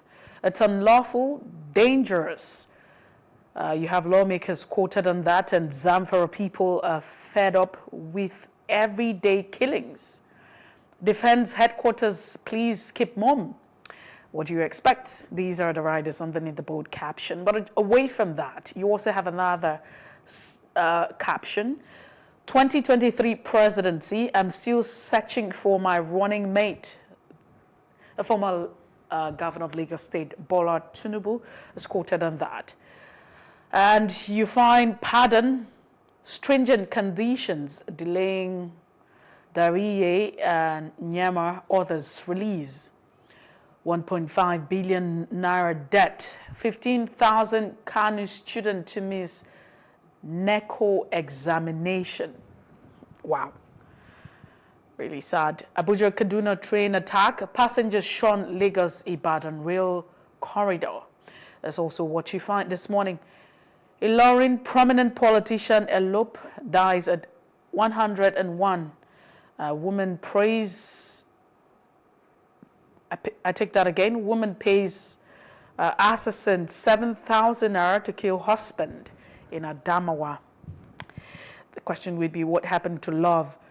Ekwere Madu donor's passport valid and genuine according to the immigration. That's what you find this morning on the leadership newspaper. We'll move away from the leadership. Let's take a quick look at the Punch. Now, on the Punch newspaper this morning, running mate, Northwest, Northeast fight over slot. I'm still searching, says Tinubu. That's the former governor of Lagos State and also the presidential flag bearer of the All Progressive Congress. APC will consider zones that will produce highest vote. The campaign DG is quoted. And Northwest, Northeast governors negotiating, not fighting. APC Northwest chair is saying that the Northwest and the Northeast governors are negotiating and not fighting. Okay, what's the essence of stating the obvious? Tinubu's certificate controversy resurfaces. Ex-governor support tackles critics, or supporters tackles critics. The riders you find underneath the bold caption. Now, let's move away from the bold headline this morning. Direct Carnival resumes in Australia after COVID-19 restrictions. It's a really beautiful picture you find right there. And Lagos couple faint as 3 children drown in pool. Aragbashola Oyetola's camp says no reconciliation yet. And gunmen kill Edo, Kaduna Catholic priest and 2 others. Very sad. Makinde approves recruitment of 500 additional Amotekun personnel. That's what you find also on the Punch this morning. Self-defense, firearm ban still in force. The CP warns Matawale. Commission shortlist 29 for Supreme Court jobs and reject Sands. You have a commission shortlist 29 for the Supreme Court job and reject Sands. Federal government spends 1.243 trillion naira monthly as fuel subsidy hits 600 naira per litre, operators are quoted to say. Fuel shortage, inflation will weaken Nigeria's economic growth. That's what the World Bank is quoted to say. I mean, in all of this, you constantly want to ask, what's the interest of the World Bank? Telecom firms operating costs rise by 265 billion naira, according to the NCC report. Again, you also find Adamawa or your 14 others get 22.79 billion naira to enroll out-of-school children. These are some of the headlines you find this morning on the Punch newspaper. We move away from the Punch. Quickly take a look at the Daily Independent. I'm still searching for my running mate. The presidential flag bearer of the APC is quoted to say, Bola Tinubu. Interesting. The question would be, what's the deadline for INEC? Poor FX repatriation hurts Nigeria's international investment status. Analyst says foreign investors adverse to investing in the country. Imo government gives bandit 10 days to embrace amnesty or face bombardment. Okay. Makinde okay's recruitment of 500 additional personnel for Amotekun. And Serap sues Buhari over alleged missing 11 trillion naira for electricity fund. Zamfara government asks residents to take up arms against bandit, and security operatives dislodge gunmen from Dane in Enugu and Anambra. You have 73.8 million passengers pass through Nigerian airports in 5 years. An aircraft movement increases to 1,148,445. I take that again. 1,148,495. Brazilian returnee arrested with cocaine in private part. I mean, there's a lot going on in the world and in Nigeria. That's it on the Daily Independent. And then a quick look at the Nation newspaper just before we have Okunabo Kataria join the conversation. Governors takes 10 steps to battle worsening insecurity. And Matawale asks residents to buy guns. OK's shoot on sight for motorcyclists. Makinde to hire 500 personnel for Amotekun. And Ondo Assembly to tighten Amotekun law after Akeredolu's compulsory CCTV order. Uzodinma issues ultimatum to bandits, and Dangote shops for additional 300 million naira to finance refinery. That's it. President Tinubu Osoba others utilizes Bajabia Mila at book presentation. You also find ASU strike, Buhari to decide on UTAS for varsity teachers. Chief CJN proposes 29 justice for Supreme Court. 1,000 Osun PDP members defect to APC. Soludo attacks Obi, says Apgar's thought force. Interesting. And the headlines we have this morning on the pages of a national dailies. Okunabo Katara, it's good to have you join us this morning. We start off with the Leadership newspaper. The big story here says, killings, Zamfara and Benue State ask resident to take up arms against bandit. How do you respond to this? I mean, on the other hand, you have the CP saying it's still very illegal to take up arms. Well, it is illegal due to bear arms without license. I mean, that is common knowledge. Everybody is aware of that. And there are certain arms you can't bear. You can never be granted license to bear certain arms, like the AK-47 and what have you. But there are certain grades of arms you can bear, but you must obtain license for them. Otherwise, you will be in possession of illegal possession of firearms. Having said this, I always say this. It is when legality outdistances legitimacy, and if that legality is a threat to a nation, we should allow legitimacy, let me say, override that legality. What do I mean by that?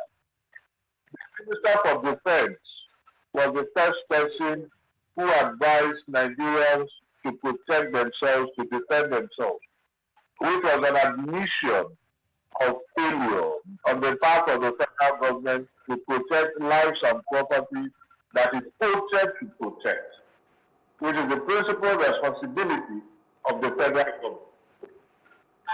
Most of us, in as much as we castigated the Minister for Defense, but the truth is, these bandits, these criminals are making barbecue of Nigerians on daily basis. There is no day you wake up in this country and you will not hear of killings, abductions, kidnappings, and what have you. And Nigerians are helpless because they are not allowed to carry guns. And you say, go and defend yourself. How do you defend yourself against an armed man when you don't have arms? And that is why Nigerians are saying, allow us carry guns. It's born out of frustration. We have lost confidence in the federal government that has been shirking its responsibilities. The federal government that is complicit in all these murder cases, these manslaughter cases. Because the federal government has failed in its duties to protect lives and property. And that's why people are saying, look, enough is enough. Only a stick will stand at a place, or a tree will stand at a place for it to be cut down. We are human beings, we are not trees. Even dogs, even animals, when you go after them, they run. And when they get to a place that they find themselves in a pit, you see them, they try to bounce back. Ferociously, they attack you. That is what happens. And in our own case, you just find out that, you, like me now, if a man comes into my house now with pistol, I am armed, I don't have a gun, with just pistol, what do? Even if you say, I will stretch your hand and get them second, I will stretch my hand and get them second, unless I want to be killed instantly. And the belief that I might be protected, saved out of by divine providence or sympathy from the man, will make me stretch my hand, and they'll take me away. So we want these guns, so that even if we have to be overpowered, even if we have to be overwhelmed by these criminals, at least we put up a fight, and not to be killed like fowls. Fowls are not even killed this way, because get a fowl, hold the fowl, try to slaughter that fowl. You see the fowl struggling for its life. It's not like that in Nigeria. Look at the prince that has just been killed. The 50-year-old man that has just been killed. He's gone, he's gone. And you have a president that is seated in National Work. You have a minister that is probably sitting in still in his house. You have just, so not even a tinge of conscience. And you get up the following morning, you mount past relevance and sanctimonious to reality. Oh, we are technically defeated like Muhammad will always tell you. We are technically defeated. We have this defeated. All kinds of adjectives, talking rubbish. Complete rubbish. The situation is festered by the day. So, you don't blame people when they say allow them to carry out to defend themselves. At this point now, we don't even need the permission. We don't need that permission. We will get the arms to protect, to defend ourselves. If we use the arms to commit a crime, fine, they arrest us. But if I have the arms in my house, and I have these bandits approach me and I use it, let's go to court and challenge the propriety of that, the ownership. Let's go to court and challenge that. And let's see. And let me hear what these judges will say. If technicality will override expediency. Let us look at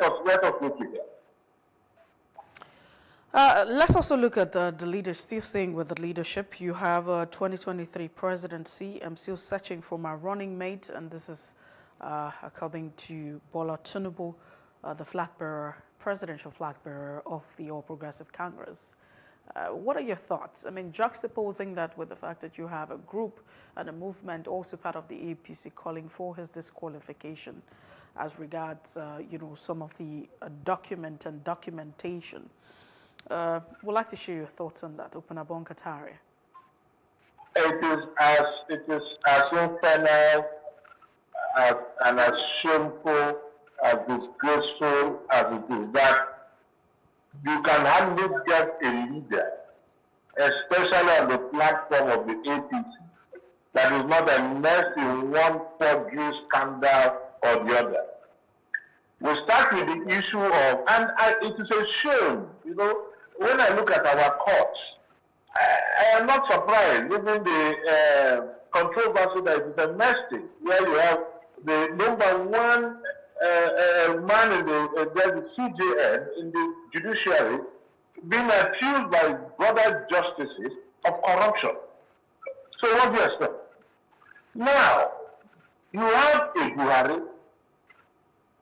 I don't know how old you were then, but probably very young, when we had the issue of Evan Eweren and Evan Sewere.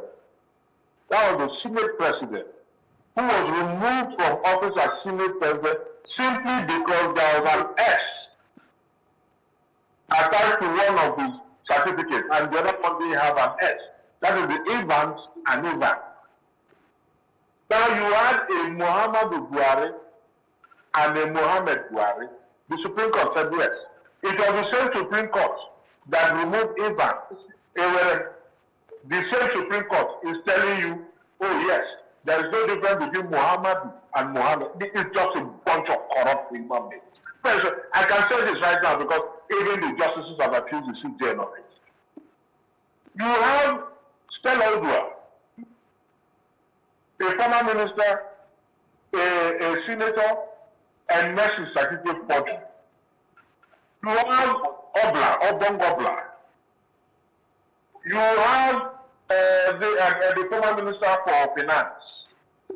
You have this former minister for science and technology that wanted to go for governorship, and they said he did not even give his service. So this is the kind of government you have a Tinubu. 1999, he attended primary school and secondary school, and now he didn't attend any primary school, he didn't attend any secondary school. This is a man that was a senator and a governor, and today the presidential candidate. And I bet you, he will go to court. Mark my words. He will go to, they will drag him to court. A body has threatened to go to court. But mark my words, they will come up with one technicality or the other. One case now, they will tell you, you will have come up with these issues before the presidential primaries. Somebody went to court after he left as governor. What did the judge say? It is statute barred. Corruption? The judge said it is statute barred. That is the kind of judiciary we have in this country. Forgery is forgery. Perjury is perjury. How can it be statute barred? But that was the excuse the judge gave to free him because the judge has been compromised. Let us take these facts the way they are. How can you have a man with questionable certificate lead Nigerians who are professors, doctors, PhD holders, well-educated persons? First, in terms of his integrity. He does not have integrity. That's the mere fact that as we speak right now, because he has admitted in one bed, he swore. He opened, he swore an affidavit. One bed he didn't go to secondary school, he didn't go to primary school. Another bed, the certificates were missing. The third one, he attended primary school, but he did not study. What kind of controversy is this? Mercy. It is simple. If they ask you the schools you attended, it's very simple. I attended social normal school, social primary school, social secondary school, social university. What is the controversy? If you say your certificate, just like in the case of Buhari, they have to bring the WAEC official. It has never been done anywhere when the issue of WAEC. If you say your certificate is this, first, Buhari went to the WAEC official. You said, what is it? Army had his document. The army man came out, the PRO came out to say, they are not in possession of Buhari's document. on oath. The man who went to secondary school with him came up to say they did not even think, they did not write well on oath. So yes, you said the certificates are missing. Who issued the missing certificates? Then now we have a Tinubu again. Why do we have leaders who are always immersed in one controversy or the other? He has no credibility because he offers to do this work to two different affidavits. So I can say on air that he has no credibility. I'm not saying what the just the allegations. I'm saying what he did. Sworn to two different affidavits, all his certificates. So he has no credibility. And he was such a man to rule this country. What are we talking about? I will expect a better tomorrow. What are we talking about? Such a man and very sorry, he should be in jail. Let him get a very fast. He should be in jail. Because when one person said he didn't attend secondary school, another person said he attended secondary school, the certificates are missing. The mere fact that he lied on oath is enough. And we respect such a man. And people will come out in this country to vote for him. People will come out in this country to defend him. And tomorrow, when the nation goes down the drain, they say, oh, our leader. Meanwhile, we are part of the problem. We are part of the problem. But are we not supposed to open a bank of the existence of the country? Open a bank I mean, you have raised very, very valid issues and concern right there. And the question here would be, how do we even get to the point? I mean, if we're talking about falsehood and falsification, if that's the case, of course, we still have a lot of people saying that this is within speculative. Even though you have a group also saying, within the APC movement saying, hey, the document that was presented during screening for governorship elections at the time is quite different from what you have right now. This now. How do we, are we not supposed to have... You went to court on the matter.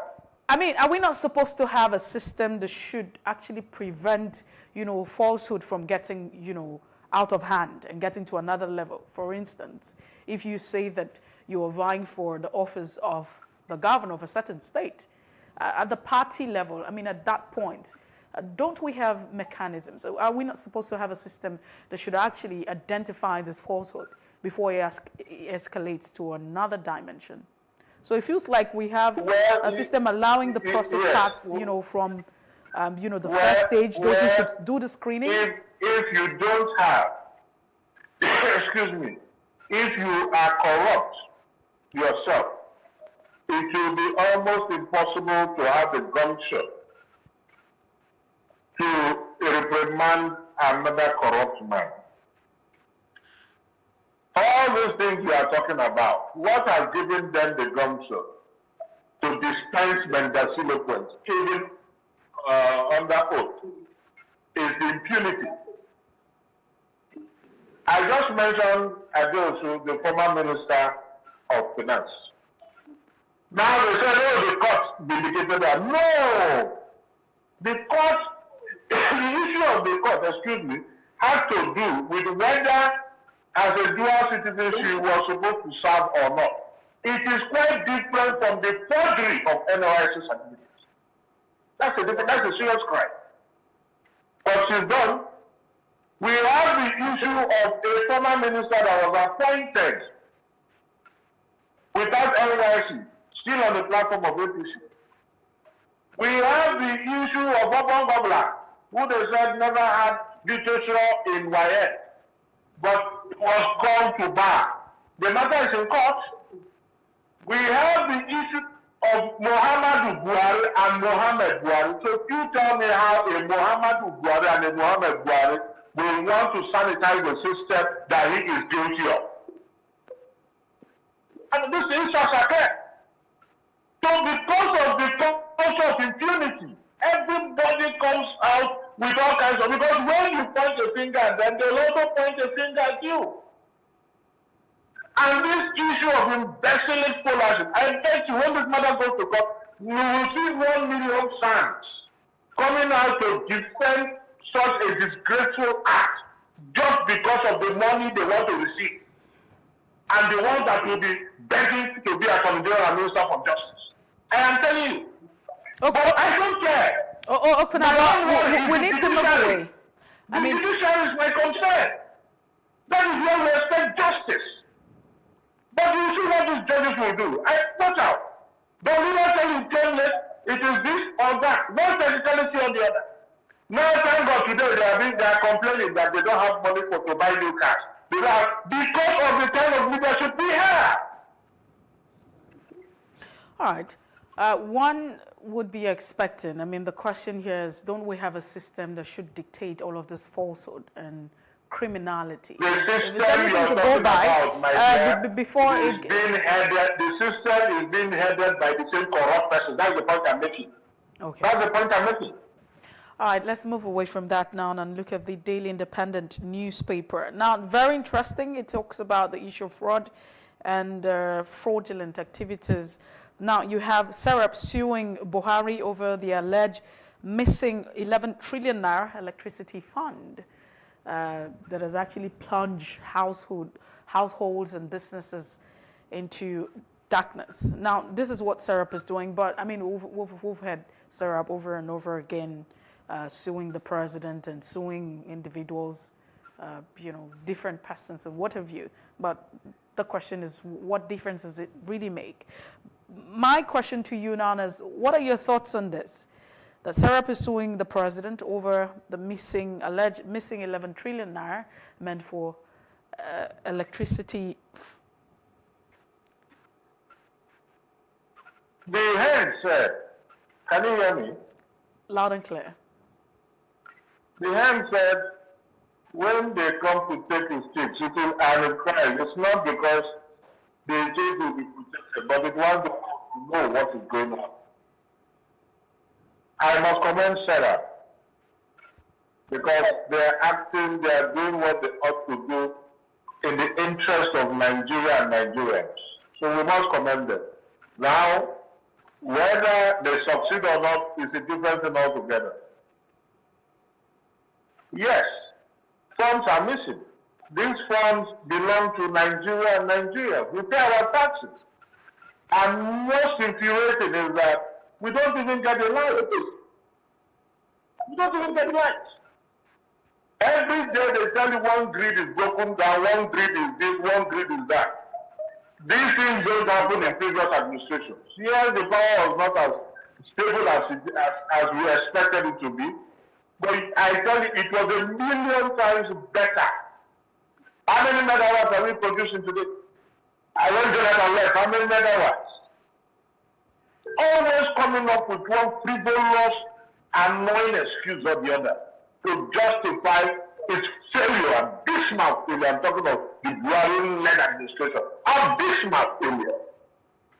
So what Sarah is doing is just to let the world know. I don't even think Sarah is expecting judgment from our courts.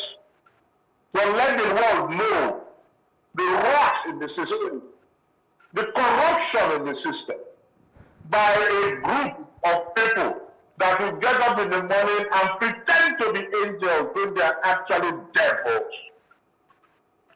You know what it means? As we speak, everybody is on power and generators as I speak. Yes, at the end of the day, they will come with the bill.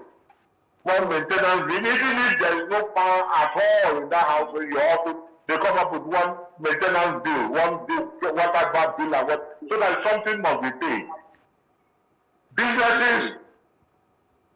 No, but Okunabon Katara, I mean, let's even look at this critically. We understand that for every other time that you have a situation that the president would be called upon. But we operate a kind of government, when a democracy, and of course you want to talk about the federal system of government. You want to talk about the kind of government that we practice, where you have different arms of government that should function and carry their activities. Why should the president be? Why would the president be taking the blame for? Let me quickly address for one of fact. Power is on the exclusive list now. It's not, it has nothing to do with the states. Even if power is in the exclusive list, Okunabon Katara was saying that you have different arms of government. Yes, it's in the exclusive list, but you also have, the judicial arm of government. You have the legislative arm of government. You have several bodies that have been created. The judicial arm of government can do on this. unless other than to make it pronounced. That's why Serap has gone to court. There's nothing judicial arm can do. Then the issue of the legislative and that is to make the law. Who executes? That's the issue. So you're saying that. So you're saying that if you have corruption. Excuse me, Mercy. Let us face facts. If today there is security in this country, there is stable power in this country, there is peace and prosperity. Who takes the credit, please? Let's have a sentimental. Who takes the credit? Mr. President. Am I right or wrong? They say the Senate. That's what I said. So if there is wrong, who takes the blame? Mr. President. Let's not be sentimental on these issues. If today you have peace and stability, if today they are able to contain banditry, if today they are able to contain these criminals, when he's giving the account of his stewardship, he will say, in my time, he will not say the legislature did it. Even when the judiciary makes a pronouncement on an issue, he will say, in my time, I made sure. He will not even give the credit to the justices of the Supreme Court. He will say, in my tenure.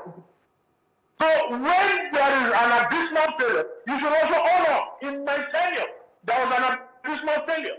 Who signed the contract with this generating companies? Distributor. Who signed the contract? Who regulated the NEPA, the power sector? Is it the federal government? So how can you take it from any place? You cannot explain the federal government from any place. The boss starts at the table. That's why it's exactly what I excuse. Judiciary, judgment, they will give a judgment. Legislature will make a law who executes. The executive branch. So you cannot. And we are now talking of execution.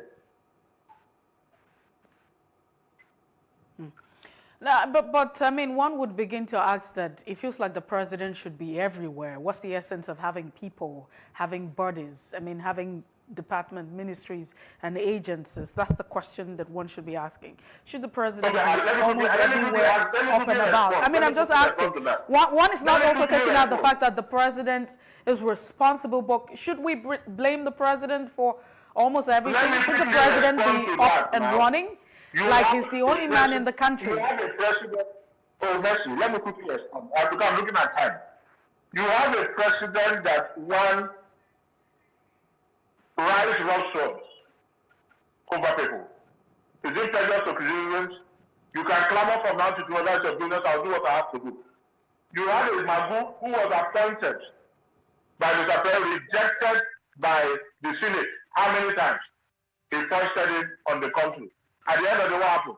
Magu has been promoted to AIG, endorsing corruption and ineptitude, endorsing malpractice. It's AIG.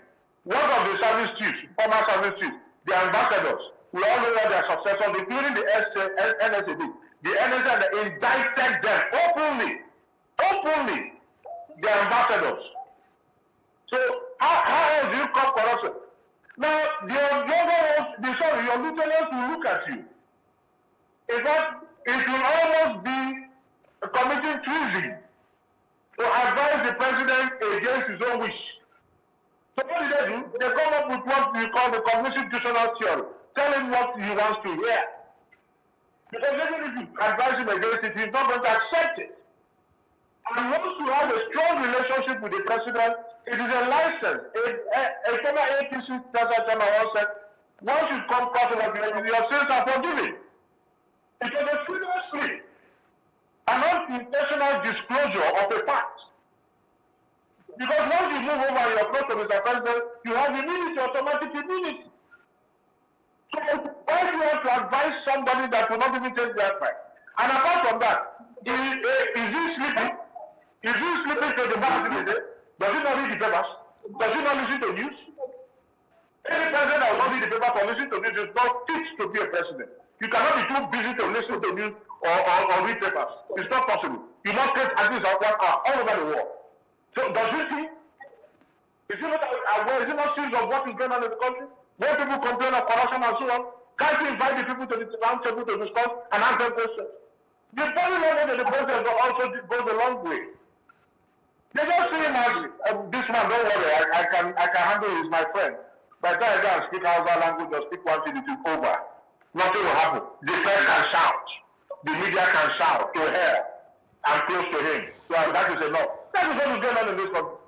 Okay. That is exactly what's going on in this country. I mean, for the one... I am not aware. I am not aware. I am not aware. You send an IG to Borno State. The man defies your order. Borno will tell you, say, I am not aware. I will find out. CEC disobeyed by an IG. And the IG served out his term without any punishment. No feedback from the presidency on why. My dear sister, let's continue. All right, let's look at the Punch newspaper this morning. Federal government spends 1.243 trillion naira monthly as fuel subsidy hits 600 naira per litre. This is what operators are saying. Now, you also have, on the other hand, the World Bank saying fuel shortage, inflation will weaken Nigeria's economic growth. I mean, at this point in time, it feels like, you know, it's what we're experiencing. But what do you think could have been? It's a broken record now. I don't know what it is. I don't know what. I don't know what you want us to discuss here. It is not honest, yes. So I don't even know what you want us to discuss. I mean, we have to talk about the fact that Nigerians are going through a lot and what should be the way out at this point in time. You have proponents, you have those who are saying that, hey, it's okay to say we're actually removing subsidy, and it's okay to say that this is going on. But at what point, at what time? Is this a time for us to be talking about subsidy removal and, you know, looking at the current economic situation with inflation double digits? We're looking at double digits for 7 consecutive years plus. That said there was no subsidy. That subsidy was a plot. The protest was led by Mr. President himself. If you remember, before we got into office. Now again they say you have to remove subsidy. You see, you have a government floundering in a morass of procedures. Rudderless. A bunch of confused persons. How can you talk of the removal of subsidy at this stage?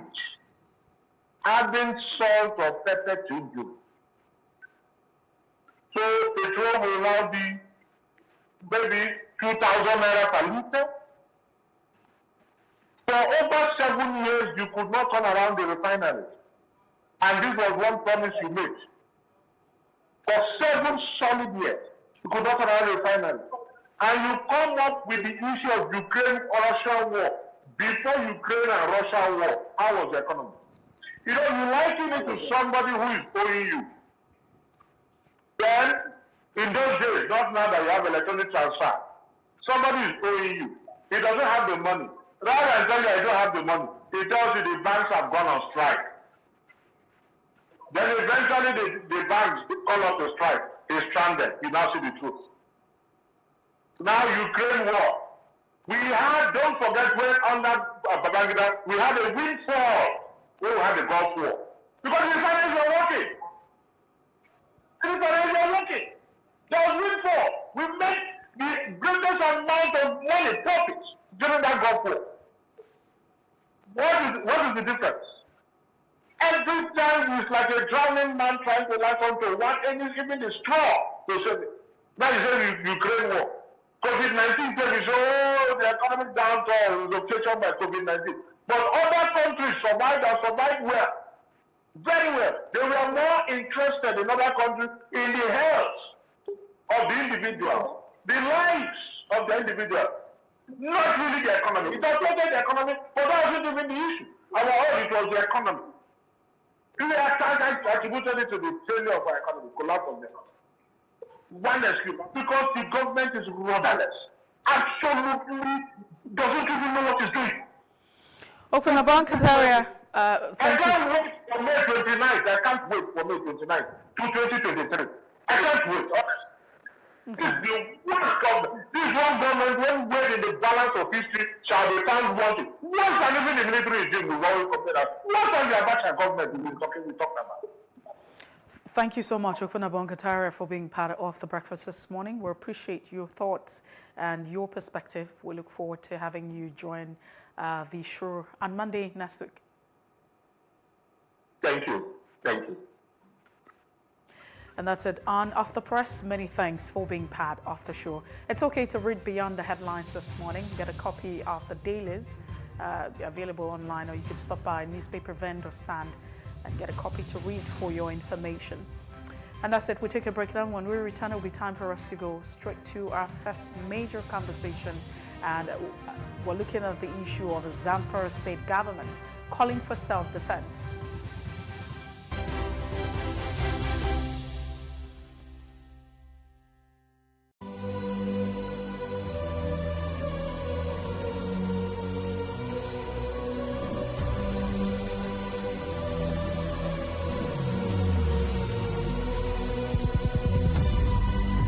What we do not understand, we will stigmatize. What you can see is the remaining of the tanker that exploded. The suspect equally confessed.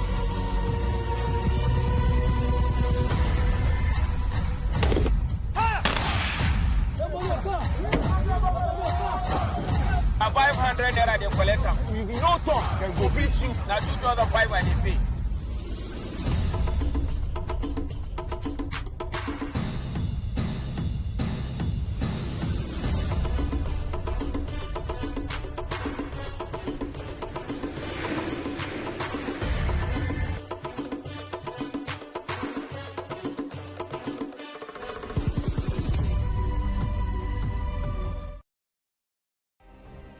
Nigeria's Niger Delta region, from where the black gold fuels Africa's largest economy, where the lines between wealth and poverty has never been thinner. Conflicts, poverty, insecurity, and environmental challenges daily confront the region. How can the Niger Delta story be changed for the better? Join Mamude Akuga at 9 p.m. every Friday evening on PlusTvAfrica as he probes deep in search of solutions. Inside the Niger Delta with Mamude Akuga, the authentic voice of Nigeria's oil-rich region. Praise God, from whom all blessings flow. Welcome to your favorite program, The Moment of Truth, brought to you by the Citadel Global Community Church. Our God is a God of salvation, far above all principality and power, and might and dominion, that regardless of what happens in this season, you will escape. Say to your neighbor, there is no peace for the wicked. The lazy man does not roast what he took in hunting, but diligence is a man's precious possession. Finally, my brethren, be strong in the Lord and in the power of his might. Moment of Truth with Pastor Tunde Bakare, Sundays, 7 p.m. on PlusTvAfrica. Nigeria, by extension, Africa, is faced with a lot of challenges. The growing youth population with little engagement, that is a ticking time bomb. We are a blessed people with diverse culture and highly cerebral minds who have a lot to say. And yes, we are talking. It is important we drive the right conversation that informs, inspires, influences thoughts and action. If we say there's beauty in our diversity, then let us embrace our diverse culture. We must continue to courageously be the voice of transformation, as we are the hope for the future. Yesterday's conversations shape today. What are you saying to shape your tomorrow? We know you have a lot to say, and we are here to hear you.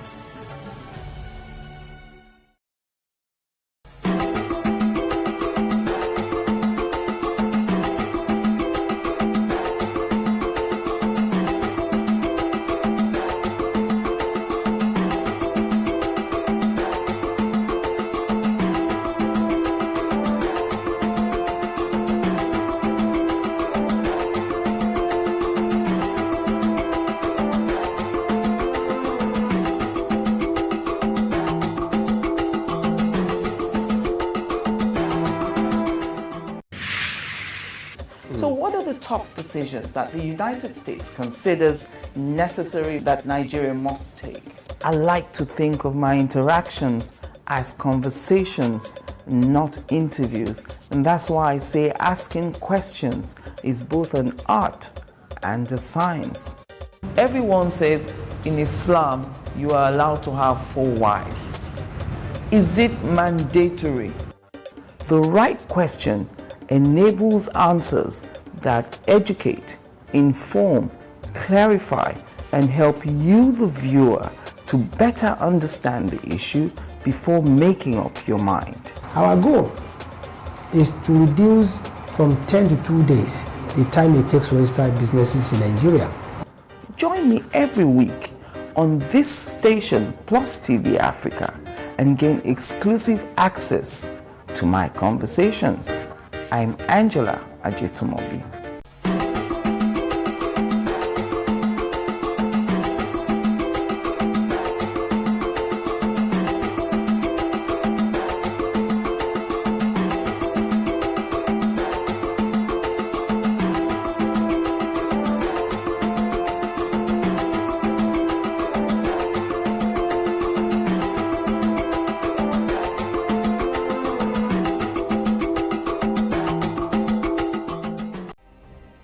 Nigeria's Niger Delta region, from where the black gold fuels Africa's largest economy, where the lines between wealth and poverty has never been thinner. Conflicts, poverty, insecurity, and environmental challenges daily confront the region. How can the Niger Delta story be changed for the better? Join Mamude Akuga at 9 p.m. every Friday evening on PlusTvAfrica as he probes deep in search of solutions. Inside the Niger Delta with Mamude Akuga, the authentic voice of Nigeria's oil-rich region.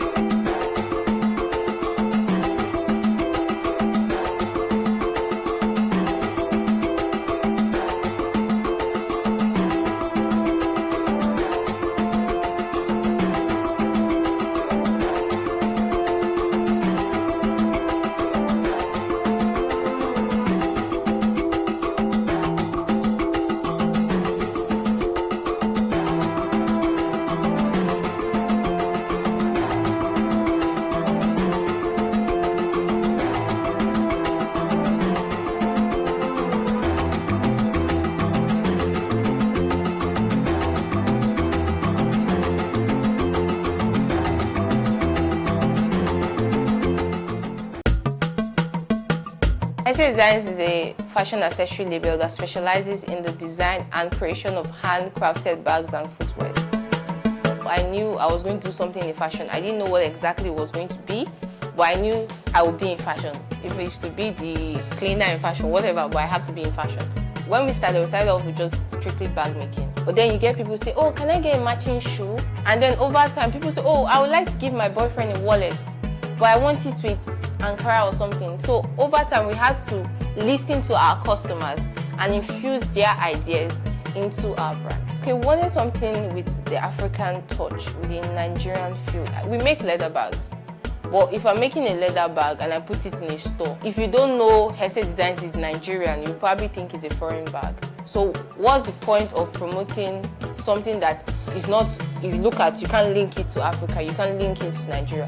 When there's something to promote Africa, when there's something to promote Nigeria, we also want to empower our artisans here. So that's why we keep our content local, raw materials local, production local. We still get a lot of people from around the world ordering from our website. So I believe it's because of what we've built, the brand we've built over time that still speaks for us. In the last 3 years, we've done over 10,000 items. We've sold over 10,000 items to both corporate clients, retail clients, and wholesale clients. Businesses in Africa can be very challenging. In Nigeria, it is particularly intimidating, and successful builders have learned how to navigate a hostile environment to unlock opportunities. But one major challenge businesses face is how to filter through the noise and identify where their ideal customers exist. Get insight and practical steps from industry players and captains of industries. Hear success stories to help you make informed decisions as you scale your business in Nigeria.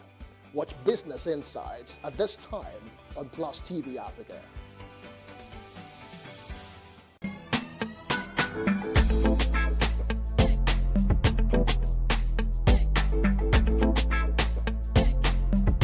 pushed to the point that I had to start something not numb.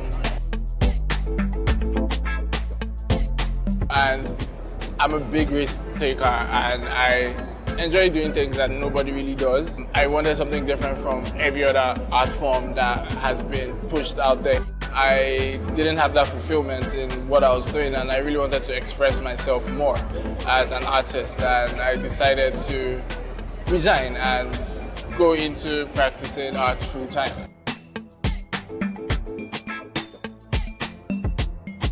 I loved subjects that had illustrations or drawings in them. I just kept pushing it and went to the extent of studying art in school, so it's been art all my life for me.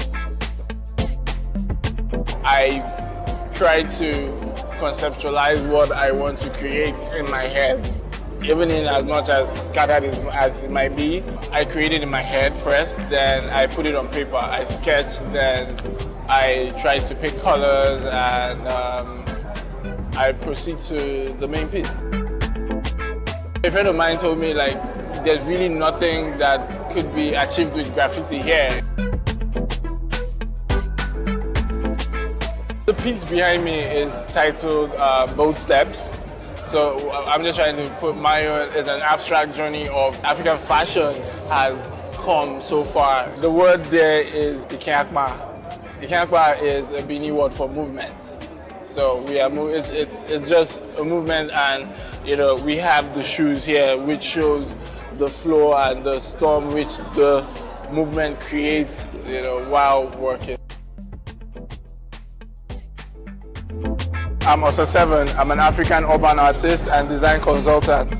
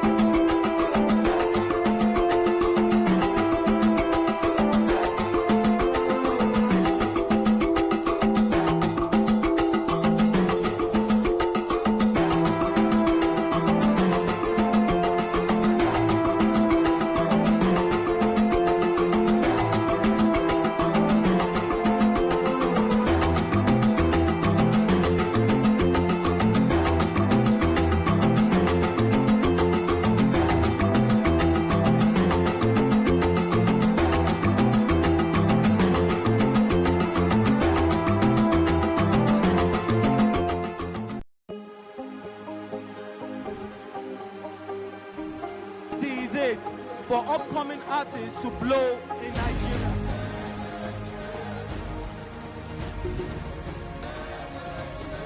Welcome to Plus Trending. I am Booking November, your host, saying thank you for joining us on today's episode. Welcome back. It's tea time on Plus TV Africa. Practice makes perfect. I'm not perfect yet, but I'm a lot better than I used to be. He's a king. He's entitled to marry 100 if he wants to.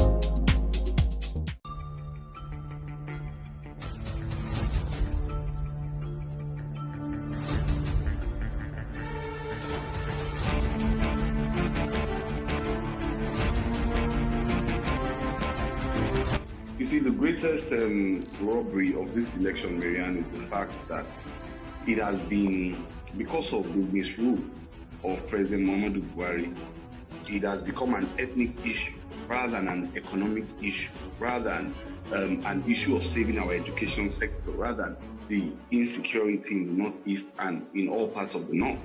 Now everybody is more concerned about where the president comes from than what the president can do, because everybody has seen the marginalization, the ethnocentrism that has been at play under the APC. There is a northern president that will be completing 8 years in 2023.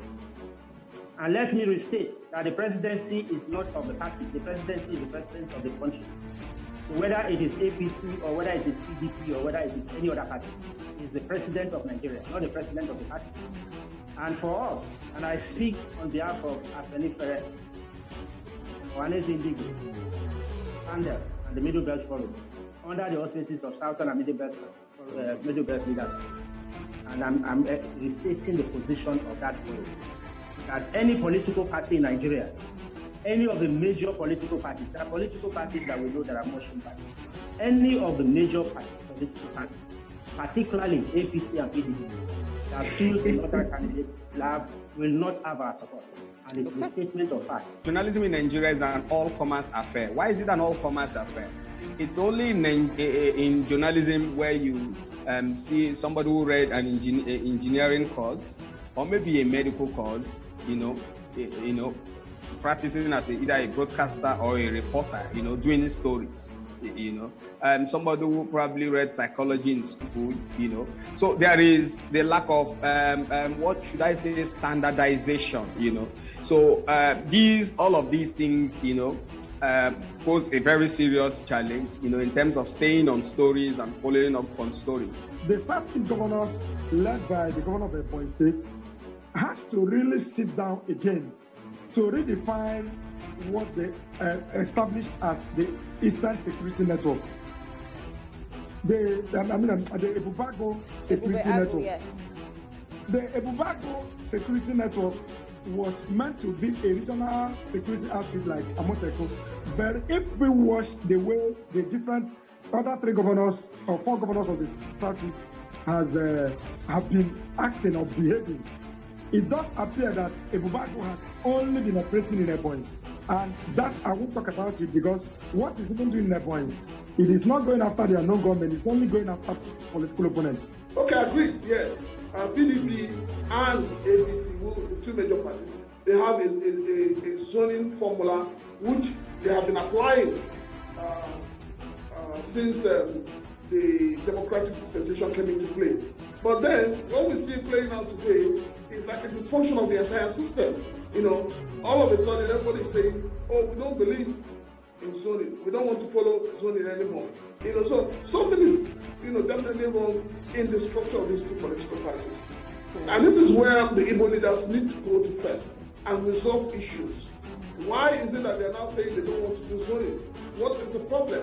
So you can't tell me that, we can blame Mr. President for everything, but we can't be blaming Mr. President when the political parties themselves are not doing the right thing. I don't know about pushing it to the Southeast, because obviously those in the South, in the Southwest, under the platform of the APC, do not have any obligation to the PDP.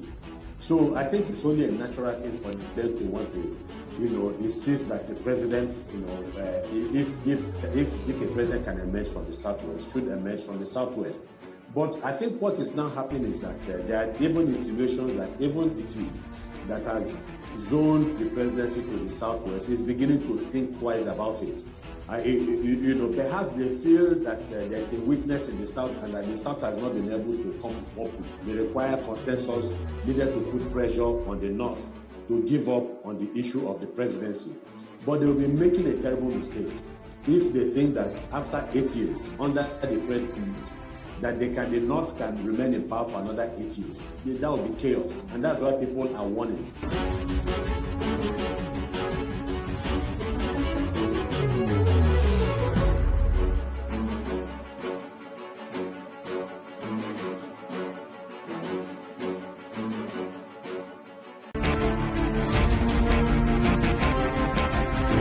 Everybody wants new Nigeria. Nobody wants to continue with this rusted system that is not working for anybody except those who are in government and their cronies and people around them. And when we go to the New Nigeria People's Party, we are happy with the New Nigeria, and we are happy with New Nigeria People's Party. And you see, we are not only looking for party with the majority of people, we are looking for party that has a potential of receiving people who are of like minds. The party is very much concerned about the security in this country. Security is key. In fact, in the past, we were taking security for granted because we believe that every responsible government, not only in Nigeria, but across the country, will ensure the security of lives and properties. Unfortunately, we find ourselves in this country that the government in power cannot really say that they have done that. We have seen what happened just recently from here to Kaduna, where the train was attacked. So many people were killed, some were being injured. Many people were being taken into the bush. As we are speaking now, they are there with the bandits. Only God knows what is happening to them. We have seen young men and women, especially the young doctor that we have seen being killed, and we have seen the dead body and so on. It's very unfortunate. And we are not after the statistics of who was killed, who was not killed. What we are interested in is for the government to go and fish out those bandits and terrorists that are killing innocent Nigerians. Yes, I was trying to harp on these assurances that these people came on board. They went every corner, every nook, assuring Nigerians that they were the only ones with the capacity. And the person of Mr. President is the best thing after Jesus Christ that will happen to Nigeria. And all Nigeria needed to have all its problems fixed was to get that man in power. Today, even his own party patrons, like we have listened recently from Governor El-Rufai, Rotimi Amechi, and very many who have come sincerely to admit that there's failure in administration, that there is gross incapacity. But it didn't take us that long for us to know. The first 3 months, in fact, before he resumed office, we knew that they were foisting on Nigeria a person who is devoid of integrity. You see, it is easier for a court to say IPOB is a terrorist group because it is an association that is defined by objectives, and there are leadership, there are structure. You can easily define them as a group. So when you now classify such an organization, then anyone that associates with that organization can be said to be either be a member.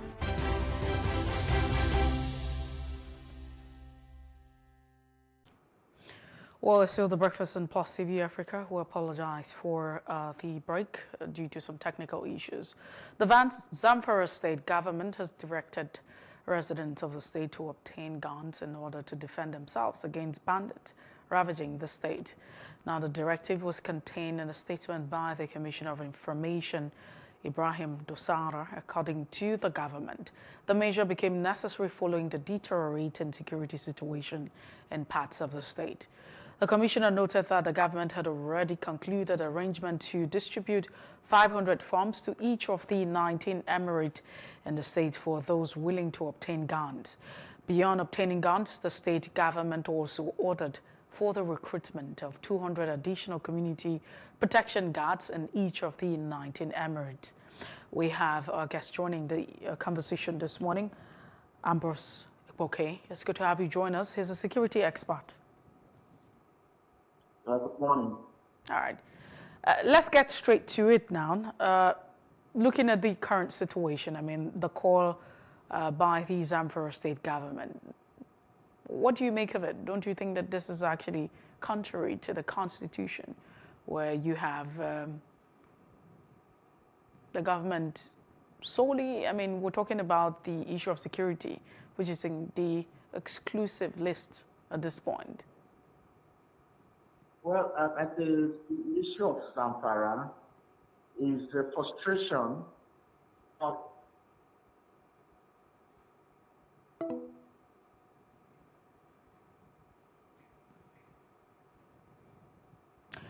Well, unfortunately, we weren't able to connect with.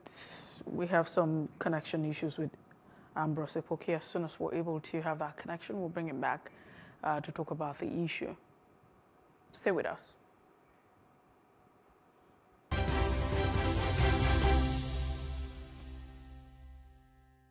In raising our kids, parents should stop playing God. The internet is actually using the people. But when you are looking for money to help other people, then it becomes easy. Don't rush into marriage. I always say this. You rush in, you rush out. Family is the bedrock of every society and the essence of life. On Today with John and Helen, we dig deep into family values in every sense of the word.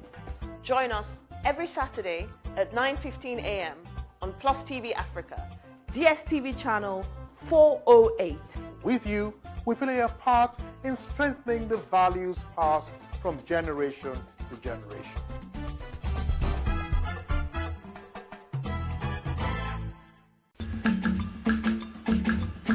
I had no desire to study law, none whatsoever.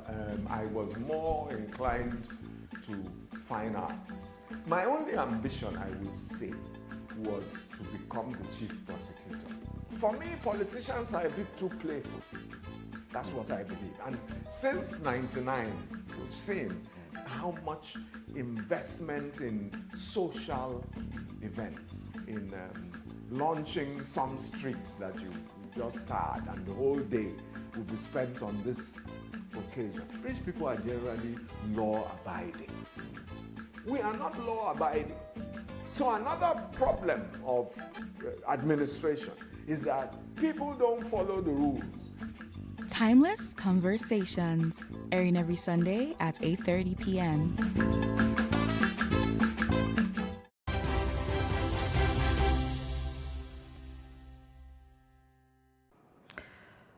Welcome back. It's The Breakfast on Plus TV Africa. Ambrose Epoke is with us this morning via phone. Let's get to it. Now, following the recent attacks, escalating issues, you talk about kidnapping and criminal activities being enforced on innocent communities. The Zamfara state government has actually directed that individuals prepare themselves and obtain guns to defend themselves against bandits. This is a direction from the government. We would like to share your thoughts on this particular issue, Ambrose Epoke. Well, first of all, the Zamfara state governor and the government and the people of Zamfara state are frustrated. They are pushed to the wall when it concerns the security in their state. They have been helpless victims of banditry, terrorism, and whatever name of violence or insecurity you can call. So they have waited for the federal government to intervene. The intervention don't seem to be coming, and they are being slaughtered every day. So it is a extension of the frustration that have gone on. And so as the chief security officer, the state governor feels that he needs to protect his people because they have been left open to attacks without any remedy in sight. Now, in Nigeria, it is not a crime to own a gun. It is a crime to own unlicensed weapon. So individuals apply for licensed weapon. When that license is granted to own a weapon, and they are always in categories, individuals are not allowed to own some degree or levels of weapons. It is highly regulated. So I don't know where the governor is coming from or the government of Zamfara is coming from in this angle. Are they asking their citizens to get licensed weapons as laid down by the law in Nigeria? Or are they just asking them to do whatever they like? While we are frustrated with the security situation in Nigeria, we should also be careful that we don't engage in acts that will also contravene the laws. So what the question to be asked is that if the Zamfara state government procure and for a citizen under prestigious. Well, the Zamfara state government has directed individuals to prepare themselves to obtain guns to defend themselves, and the commissioner stated this. It's also been stated that the government is facilitating people, especially farmers, to secure basic weapons for defending themselves. I mean, 500 forms would actually be put out there to the 19 emirates for them to secure this gun. So, however, it feels like it's a very coordinated effort by the government for persons to get themselves very armed. But it brings us back to the issue. If we say that security is on the exclusive list, then therefore it means that it is within, the purview of the federal government to decide what happens. But if we've had constitutional review, if governors are now beginning to take actions by themselves and asking that their citizens begin to arm themselves and go through the procedure, because the government has not said that it's illegal for people to bear arms, but they have to, acquire these arms legally. What then stops these governors for agitating for state policing as it is? Let's get back to a system where you have government controlling their resources, controlling the state. But when you're talking about governors controlling, then it would mean that the issue of security would be moved away from the exclusive list. So the governors have the right, and we're talking about decentralization of powers at this point in time. If governors, you're looking at Plateau, Zamfara State and Plateau State now, beginning to say, hey, citizens, you need to do the needful. People need to protect themselves.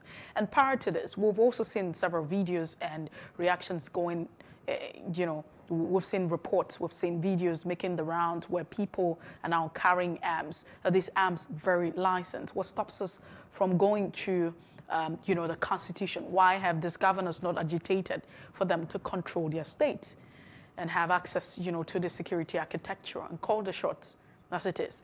Would you have Ambrose back on the phone? It's good to have you join us once again. Let's allow you continue with your thoughts. Yes. As I was saying, we don't know the criteria or the parameter. The criteria is known. Zamfara state government is asking, has made provision for forms to be sent out. 500 forms to the 19 emirates, so that there's a procedure for those who want to, acquire this gun. So it's not like a random act. But apart from that, we've seen reports. We've also seen videos where people are arming themselves to churches and what have you. Yeah, those arms, we need to investigate whether they are licensed arms. Because the law allows citizens to own licensed arms. So before we can conclude whether it is legal or illegal, we need to find out the person holding the arms was illegally procured. That is the verification we need to make. Then as for the Zamfara issue, will it not create more problem in the society? For example, those people you are procuring gun for, let's even assume, for the sake of assumption, that they are procuring the arm through the legal means. Now, are those people trained in the use of firearms? Are they going to be trained in the use of firearms, especially when it comes to safety, when it comes to the temperament that you use in handling firearms? Or are we going to have issues of neighborhood and domestic use of firearms in terms of using it to kill each other? So these are the areas we need to look at. They need to be trained in the use of firearms. They need to be trained in the psychology of handling firearms. And the firearms have to be procured according to the laid down rules and regulations. Anything short of that is what is going to cause a counterproductive measure. Because we are trying to solve one problem. We don't want to escalate it by creating another. So instead of that, I will advocate, for example, for forming vigilante groups, civilian JTF, that can collaborate with existing structures.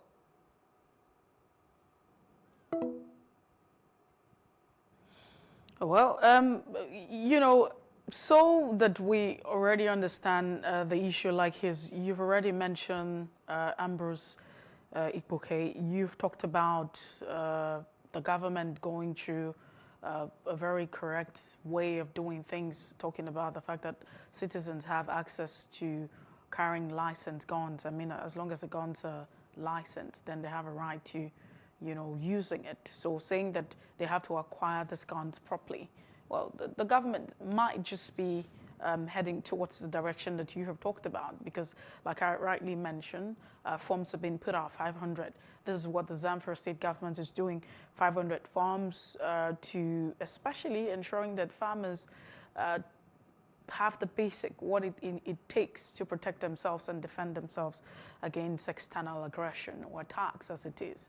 But the question is surrounds the fact that why do we have to get to this point? We're being very logical here about, these guns have to be licensed. We need to be sure of who is taking these arms. But what then, have we also thought about the fact that people are also being killed, you know, randomly? I mean, people are dying. This case of kidnapping, I mean, the issue's almost out of hand. Do you think that it's irrational for people to just take up arms, whether or not the government is there to say you need to take up arms or not take up arms to defend yourself? I'm being told that we have our guest back on phone. It's good to have you join us once again. We apologize. I mean, the issues, the network disconnection, it's not allowing us to have a smooth conversation. But if you can hear me. Yeah, I can hear you. All right, then. So you have talked about the dangers of all of this, but how did we even get to this point where it is government's responsibility? And some people will argue that it's in the exclusive list, and therefore you're talking about the federal government here being saddled with the responsibility of security. So should we not get to a point where we're talking about state policing, where state governors can be self-sufficient? It won't come to this point now where we begin to have the argument whether or not, you know, state government are going through the right way to ensure that citizens take up arms to protect themselves. When we talk of the external territorial defense, sovereignty of the country, the military, of course, is controlled by the federal government. Now, where people are advocating for is the issue of policing of the federation. Now, if we should copy advanced nations like Europe, like England and the United States of America, even Canada and some other countries, that have decentralized their policing. We cannot secure our internal security challenges with the kind of policing we are practicing now in Nigeria, where the center in Abuja controls all the federating units. One man called the Inspector General of Police. It won't work. How many men does he have? How many officers does he have? Sometimes you go to local government of huge population, only 3 policemen are there. How many policemen can be recruited to police the nook and cranny of Nigeria? So the solution to it is whatever name it may be called, but let there be security apparatus at the local level. Some people are already forming vigilante groups. Some people are already forming pseudo-cultural groups like Amotekon and the rest. But these are not still yet formal structures. So the Constitution has to support it and give it, you know, a legislative backing.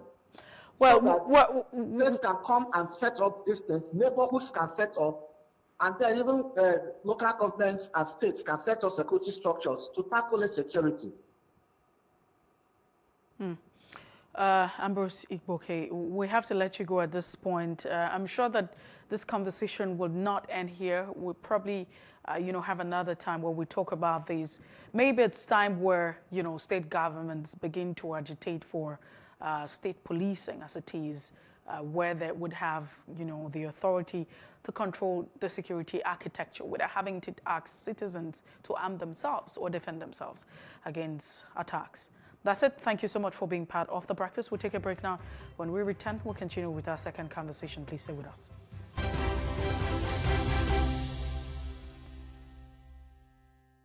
tenancy agreement. So in a case that the landlord wants to evict the tenant, in a case there's no tenancy agreement, what happens in court?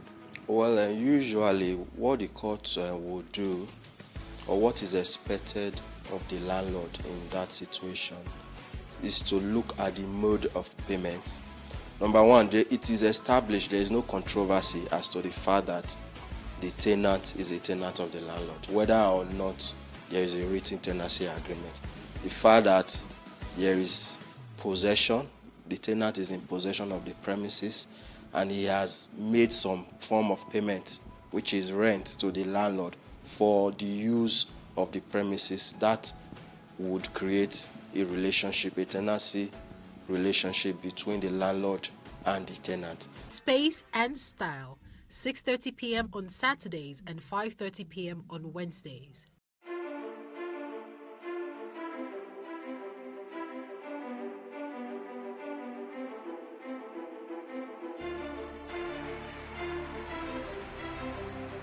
This Medan has been directed to empower 1,000 persons with disabilities in each state in the next 12 months. When I start hearing the shoot of gun.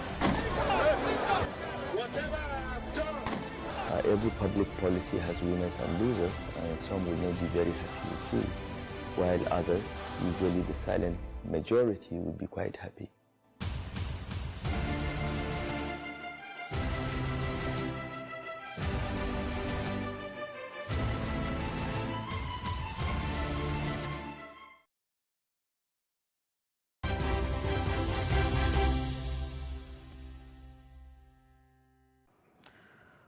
Still the breakfast in Plus TV Africa. Jide Johnson joins us this morning. We'll look at the message from former President Olusegun Obasanjo, where he talked about a running mate, him picking a running mate in the 1999 presidential election as a mistake. We take this track. When we return, we continue with the conversation. When I was going to become president, that because it is a genuine mistake, God saved me out of it. You can say that. Some people thought it was a mistake for me to go into the army. Could have been a mistake.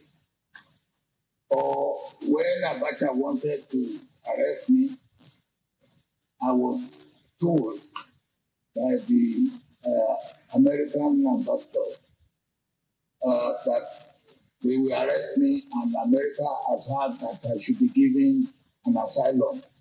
I said no, come home. It could have been a mistake because I could have lost my life. So, yes, I would say there are many things that could have been a mistake, but God saved me from them all. We have a chief lecturer, Nigerian Institute of Journalism, joining the conversation this morning. Jide Johnson, thank you so much for being part of the breakfast. Yeah, it's a pleasure to be with you. And thank you for having me. What do you make of the thoughts of the former president of the Federal Republic of Nigeria as regards picking his number? Of course, his deputy, you want to say the second man in command. It's a pattern in our democracy. Well, we all make mistakes in life. And I think that the former president was talking to a group of students and trying to tell them about his life, counting his life experiences, and talking about the mistakes which however, reference was made to the mistake he made in picking Atiku Abubakar as vice president, which in any case he did not mention his name, and also talking about when Abacha arrested him for alleged coup planning, and he had an opportunity of seeking an asylum in the state, which he didn't seek, then which could have led to the loss of his life. As far as I'm concerned, it's just pure media narrative. The media selected what they wanted to write about, and they wrote about, they want the focus more, because we're in the political season, is the issue of the mistake concerning picking Atiku or not picking Atiku. We know that presently Atiku is the flag bearer of the People's Democratic Party platform, which Obasanjo and Atiku ran in 1999, and which Obasanjo denied Atiku the opportunity of running in 2007 after the completion of their tenure. As far as I am concerned, and for those that are aware of the underpinning, Obasanjo couldn't have picked anybody other than Atiku in 1999. In actual sense, the initial arrangement was for Obasanjo to pick Abubakar Arimi of blessed memory, the former governor of Kano State in the Second Republic.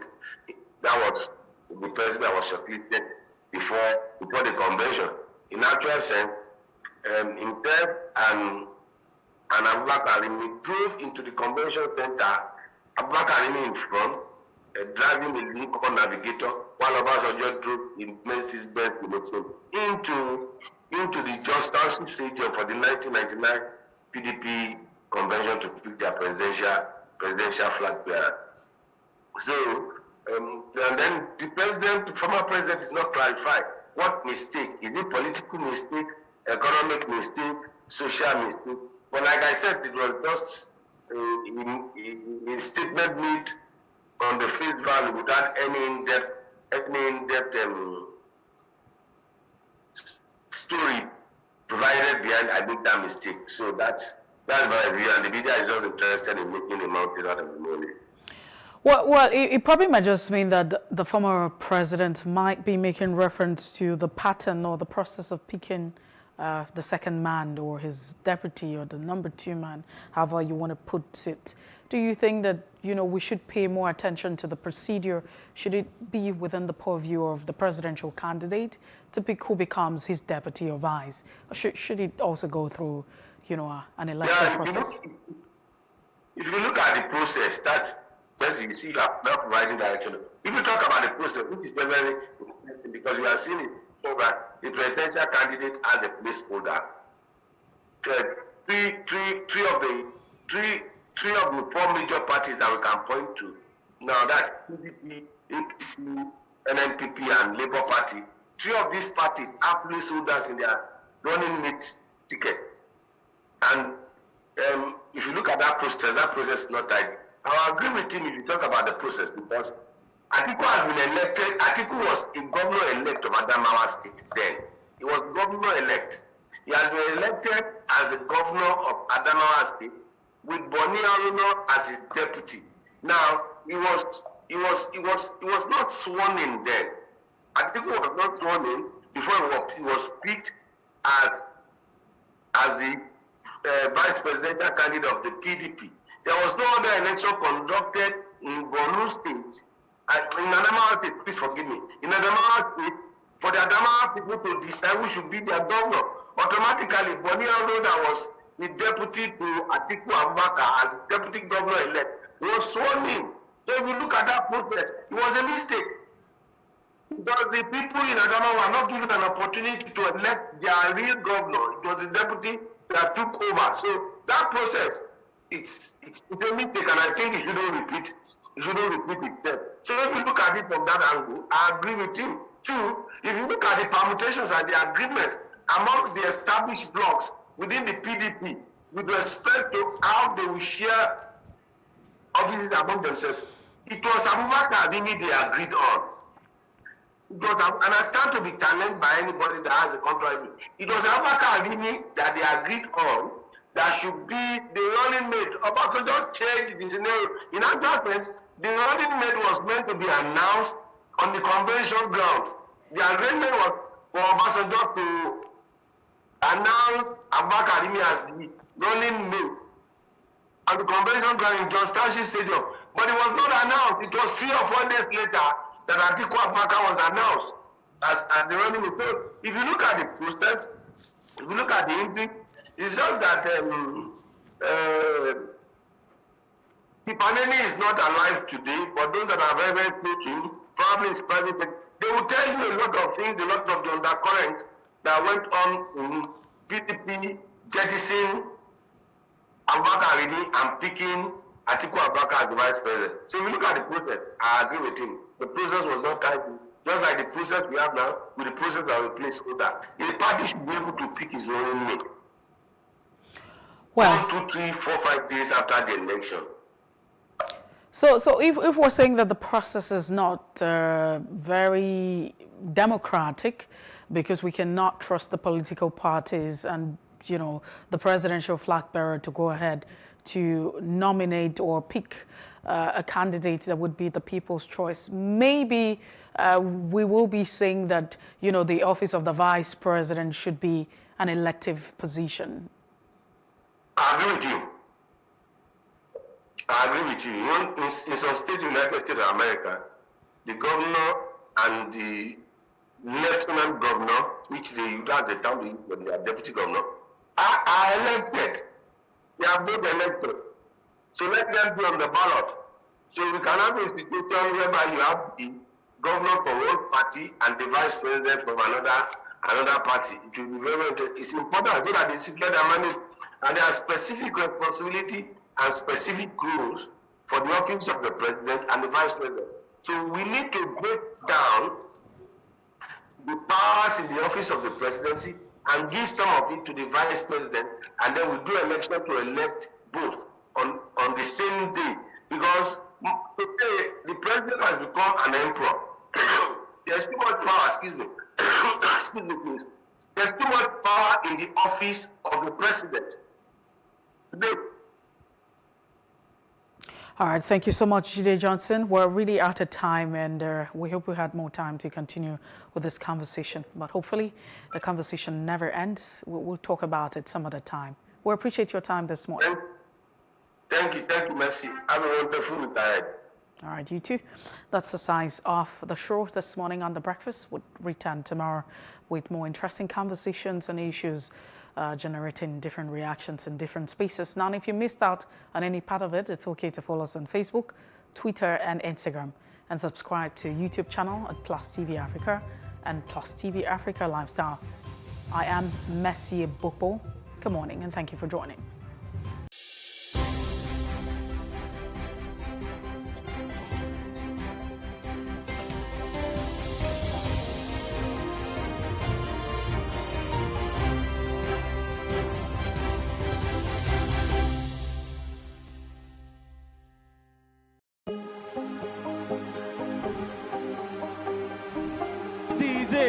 For upcoming artists to blow in Nigeria.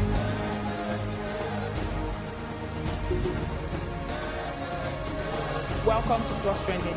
I am Booking November, your host, saying thank you for joining us on today's episode. Welcome back. It's tea time on Plus TV Africa. Practice makes perfect. I'm not perfect yet, but I'm a lot better than I used to be. He's a king. He's entitled to marry 100 if he wants to.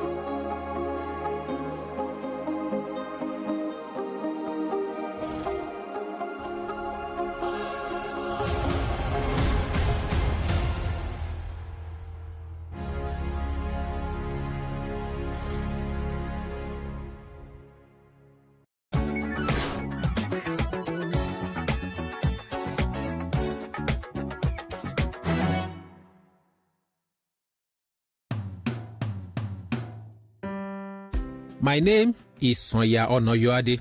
I reminisce my good old days with an uncommon nostalgia.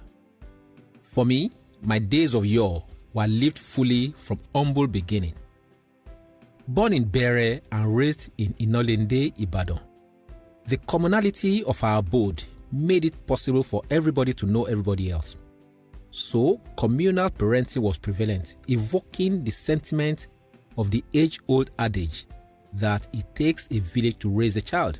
So, bad behaviors could be punished by communal stakeholders other than the parents, such as neighbors, aunts, uncles, and sisters, all taking responsibility for the life and welfare of the children in the community. My parents hailed from Modakeke, but raised all their children in Ibadan. My early beginning revolved around Inolende, where I spent my infancy, and which harbored Ebenezer Primary School that I attended. It was a life of school and football, kite flying and sand dunes molded from a foot stuck into the sandy ground. Okoto was a plaything, just like Agbalumo's seed. My primary school lay parallel to Igboagala, which housed the iconic colonial-era Bowers Tower, a high-rise rotunda with spiral tiers set on a hill and which played host to visitors and tourists and could be seen from every nook of the ancient city. A saying dedicated to this tower against those not conversant with the complexity of the city is Ibadolomo or Molayipo, meaning that you only know Ibadan but not the Bowers Tower, which locals called Layipo due to its rotunda nature and because you have to climb up its zenith in a spiral stairs. Inolende was communal by every sense of it. Every naming ceremony or traditional wedding, freedom from apprenticeship or sundry events did not require formal invites. Such events were for the community and children were expected to attend, huddled together in a choreographed manner around large bowls of rice as a couple of gazing sheep and bleating goats waited in the wing to pounce on leftovers. Muslim and Christian festivals were actively celebrated by all irrespective of religious lineage. Ramadan was a time we looked forward to as children of Christian faith because we would wake up to eat Sahari, and some evenings were filled with itinerant musicians who played were, a Fuji genre with Islamic lyrical underpinnings. Sikiru Ayinde, later called Barrister, was a regular team lead in the locality in those days. Will I forget the good old days of Egungun festivals when we followed Ololu or Alakpanshopa or Atikpako, all dreaded masquerades from Inolinde to Bere and Makbo, sucking in their superlative acrobatic displays and guttural incantations. Young folks, especially those from humble background like me, found the serendipity of Ibadan around the 70s and the 80s. Odo Dandaru, a stream on the fringe of Mokola, was our swimming bay, and the elevator of Kingsway in Dugbe was our playground.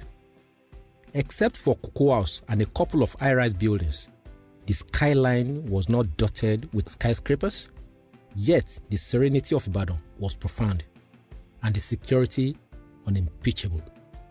Family values were strong in my good old days. During school holidays, we would follow our father to his farm in Idiya, a village settlement in the outskirts of Ibadan. Farms were not an attractive sector to kidnappers or armed robbers then. It was fun in the farm, making small fires to roast corn or yam or rabbit caught by midnight traps. In the twilights of the day, while going back to the village from the farm or sitting around the fireplace in the village hut, Father would regale us with stories of life, wisdom nuggets and politics of yore. It was in one such sitting I knew the plant called Akintola Taku, so named because of the political crisis of the 60s. At other times, we followed Mother to Dugbe Market, where she traded in stockfish. I went to Ibadan Polytechnic, Ogun State Polytechnic, and the University of Ibadan. And in my trajectory, educational value was in the quality. Handphones and other modern gadgets of pleasure were few, so there were less distractions. There was nobility of character among students and lecturers. Cultism, sex for marks, student prostitution, and absenteeism were only hush words, unlike now that those vices are threatening the survival of the academia. Our children need to know how we roll back in the days and begin to invent a more quality life.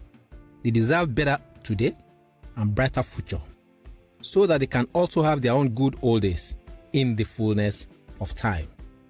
I believe we need collective efforts to ensure that we make the difference in the lives of our youth now for a better tomorrow. That is why I am joining Sir Shemore Badijo in this patriotic drive.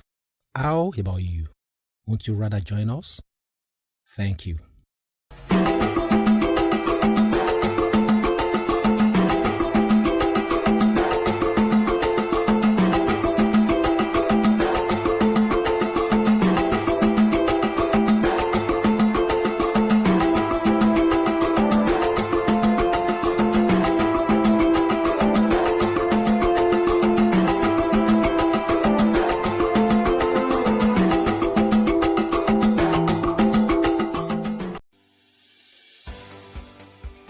Businesses in Africa can be very challenging. In Nigeria, it is particularly intimidating, and successful builders have learned how to navigate a hostile environment to unlock opportunities. But one major challenge businesses face is how to filter through the noise and identify where their ideal customers exist. Get insight and practical steps from industry players and captains of industries. Hear success stories to help you make informed decisions as you scale your business in Nigeria. Watch Business Insights at this time on Plus TV Africa.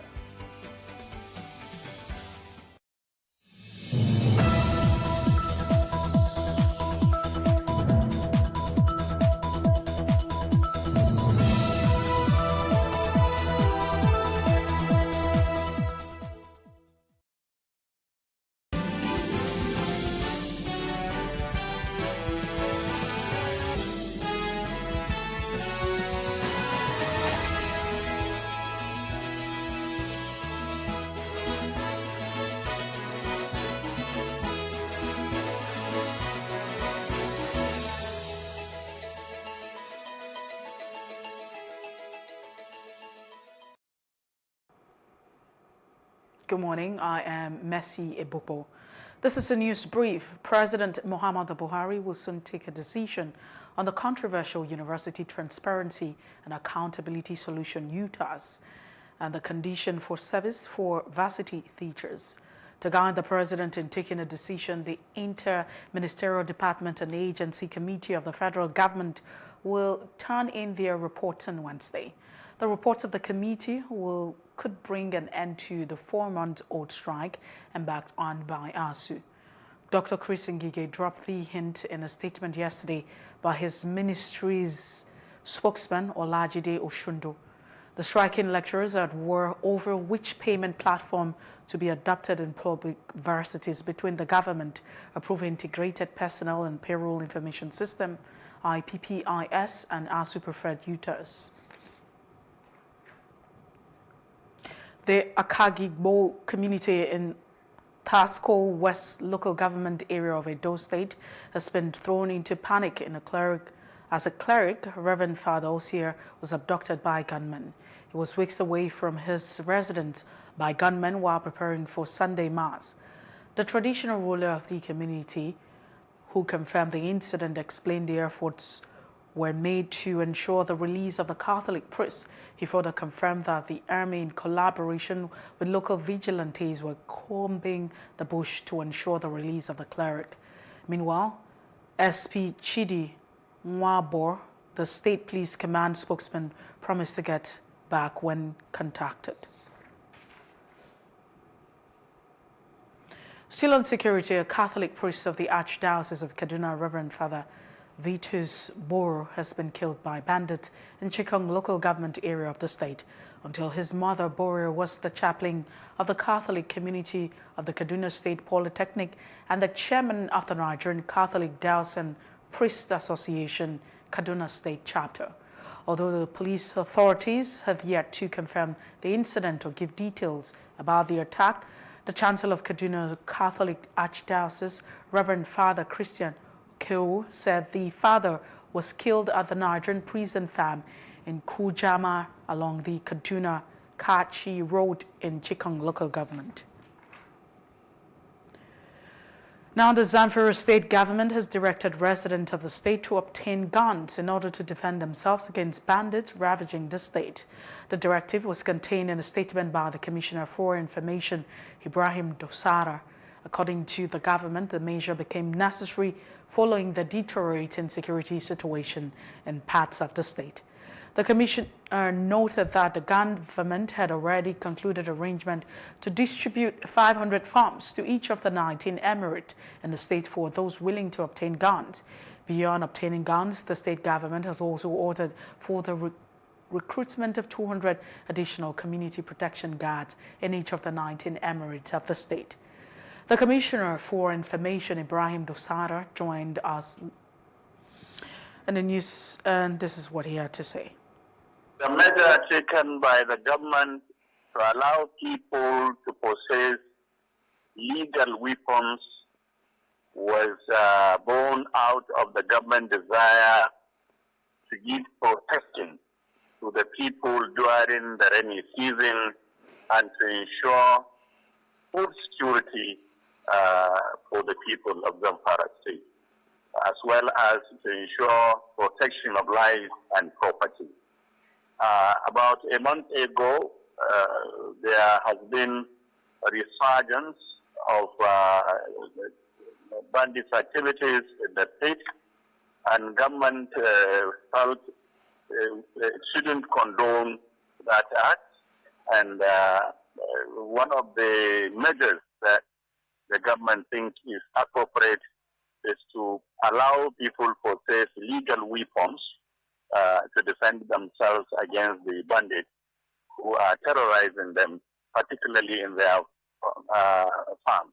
We prepared forms that will be filled in by all those wishing to possess legal weapons. Those forms will allow the traditional rulers within the locality to give them thorough screening to ensure that the weapons have not gone to wrong hands, to ensure that all those possessing the weapons must not have criminal records in the past. And after that, the forms will be forwarded to the Commissioner of Police in the state to conduct his own screening to ensure that all those to be given the legal weapons must be people of proven integrity. The International Day Against Drug Abuse and Illicit Trafficking, or World Drug Day, is marked on June 26 every year to strengthen action and cooperation in achieving world free of drug abuse.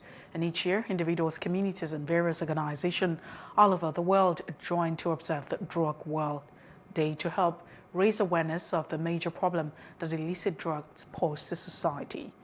We're being joined by the Director General, Christ Against Drug Abuse Ministry, Dr. Dokun Adediji.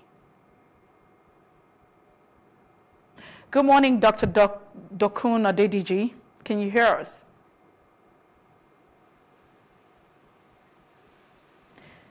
Well. Good morning, Dr. Dokun Adediji. Can you please unmute your microphone? Unfortunately, we're unable to connect with Dr. Dokun Adediji. We'll definitely bring him as soon as we're able to. The President, can you hear me, Dr. Dokun Adediji? Yes, I can. It's a miracle. All right, so do you think that the war against drug abuse and illicit trafficking has been won in Nigeria? I wouldn't say so. I don't think we can win the war like that. We shouldn't look towards winning the war because the drug issue is basically more economic and in its consideration. So what we should be doing, looking at, is how we mitigate the spread and also the consequences of substance abuse. Well, so young people usually fall in the age bracket of those who traffic drugs. What could be the reason for these, and how can it be, controlled or managed? For as long as something is lucrative and there's a lot of money benefits or pecuniary benefits from it, people will do anything to carry it and then to trade in it and make a lot of money. It is the level of advocacy that will tell people the consequences that this visit upon the general population and that will deter people, and then will also make it difficult for drugs to come in as well as to go out of the system. And then that speaks also to a whole lot of things about corruption in the system, about connivance with law enforcement authorities and the people that do the trade. So there is a lot of understanding and then trying to appreciate what needs to be done. Can you tell us what your ministry has done so far in the fight against drug abuse? Oh, thank you. Incidentally, we've been at this for quite a while. We have 2 centers now for rehabilitation. One in Abeokuta, which is basically for undergraduates, graduates, and workers, a 3-month program, so that people who are rusticated from schools can come and get rehabilitated and return to school upon a certification. And a lot of have done that.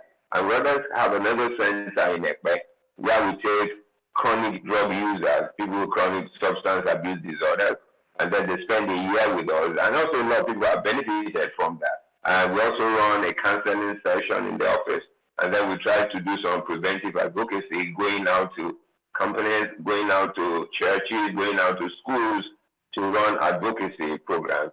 And one of the things we're working on now is to put a policy together, which we are working with NECA, so that we can distillate this to all companies to have a mental health and substance abuse disorder policy, workplace policy. And I think with that, and then with the help we get from other supporting agencies like NDN or UNODC, we will achieve quite a lot. Well, thank you so much, Dr. Dokun Adedeji, for being part of the news this morning. We appreciate your time, and we appreciate what your ministry is doing. Keep on the good work. Thank you very much. I appreciate it. Thank you. Have a good morning. All right, then. The presidential candidate of the new Nigerian People's Party, NNDP, Senator Rabiu Musa Kwankwaso, has denied rumor of his party's plan to go into any alliance with the People's Democratic Party, PDP, ahead of the 2023 general elections. Kwankwaso, who urged the public and his supporters to discountenance the rumors, describing such as a cacophony of important tales by moonlight often spewed during electioneering period. The ex-Kano governor, who spoke in Ado-Ekiti, the state capital, during consultation visit, said him nor the NNDP leadership was thinking of forming any alliance with PDP, which he said grossly lacks clear-cut agenda to launch Nigeria on the path of greatness. He vowed never to return to the opposition party. As the build-up to 2023 elections gathers momentum, electorates have been tasked to elect good and credible candidates to champion the affairs of the nation. The Justice, Development and Peace Creators gave this charge at the one-day strategic engagement awareness with relevant stakeholders. Plus TV correspondent Habila Dofari files this report as presented in our studios. Few months to 2023 elections, civil society organizations, religious groups and various critical stakeholders have begun to engage the electorate on the need to vote and elect credible leaders. Speaking in Kaduna, the state coordinator of JDPC, Reverend Father Joshua Ache, said this has become important as the turnout for the collection of voter card is low. As we look forward to the 2023 general elections, we brought in our brothers and sisters and friends from within and without to come and speak to us on the plans, as we look forward to this election, whether our votes we count or not, and what is that thing, that might make one's vote, void, not to count. The coordinator said candidates must be fair and do justice to all, irrespective of tribe and religious difference. One should keep in mind in exercising one's vote one such issue, non-negotiable issues. Candidates who speak and act like they would support abortion, euthanasia, medical experimentation with embryonic stem cells, or artificial reproductive technologies like in vitro technology will have no respect for life. We cannot vote such candidates. Clergies at the event say religious leaders have greater roles to play in sensitizing the citizens to vote in elections. It's not enough to want change. We should make the change by voting. So I think it is a clarion call for us all to be sensitized to be aware of our civic duty and, in fact, of our religious duty as Nigerians. And I think anything that can bring people together to go about getting their PVCs and not just getting it, coming out en masse to cast their vote for the leaders of their choice, I think it is something very commendable. Also, Kaduna State Resident Commissioner lamented on the 37% of the registrations in the state were invalid, while calling on all stakeholders to assist in The increasing popularity of the All Progressive Congress APC as a party in Osun State is not unconnected with people-friendly policies, programs and projects being executed across the state. Governor Gboyega Oyetola said this during his campaign tour in Obokun and Orirade, local government area of the state. He noted that the achievement recorded so far by his administration have endeared him to a resident of the state.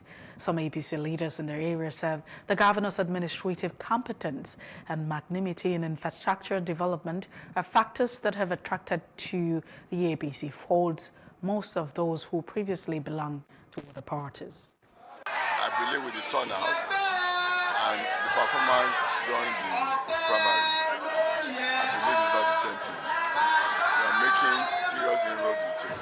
And we're going to win the local. I'm confident about that based on the performance of our government and the performance of our party. We are winning Obokun. APC is going to win Obokun local government and SCD outrightly because of what the acceptability, the impact of the governor in the last 3.5 years in terms of health, in terms of education, in terms of infrastructural development, in terms of raising the standard of living of average or true person. July 16 is here. That is where you will see everybody, the entire Oriade local government, Oriade constituency, to show support for Mr. Governor and to tell him that, to assure him that come July 16, victory is assured. Osun State Governor Adegboyega Oyetola and National Secretary of the APC Yola Omishore will tomorrow welcome 10,423 members of the PDP into the APC. The APC chairman in the state, Gboyega Famodun, and the chairman of the Defectors Care Committee, Timothy Owoye, confirmed the reception. The program will hold at the Freedom Park, Osogbo, the state capital. Oyetola described the planned defection of the PDP members as a dawn of a new day for the APC. The governor urged indigents and other residents of the state to unite for the common cause of lifting the state. Tonto Dike has said she is prepared to be deputy governor of Rivers State, noting that she has never failed in leadership. She also stated that she is ready to answer questions bordering on the controversies around her. She is the running mate to the governorship candidate of the African Democratic Congress in Rivers State, Toti Ibari, for the 2023 general elections. A second-class chieftain in TV Area Traditional Council, Vincent, has called on the National Assembly to find a way of including the traditional institutions in Nigerian constitutions while applying to President Muhammadu Buhari to create a federal Ministry of Chieftaincy Affairs. He noted that it would also help curtail insecurity in Nigeria, as well as give traditional rulers a sense of belonging. I'm very, very happy. I'm very happy. I thank God for the opportunity to serve my people. I'm very, very happy. Give them what they want. And I know what they want is to be free and fair in whatever. And outside Africa, the Metropolitan Traditional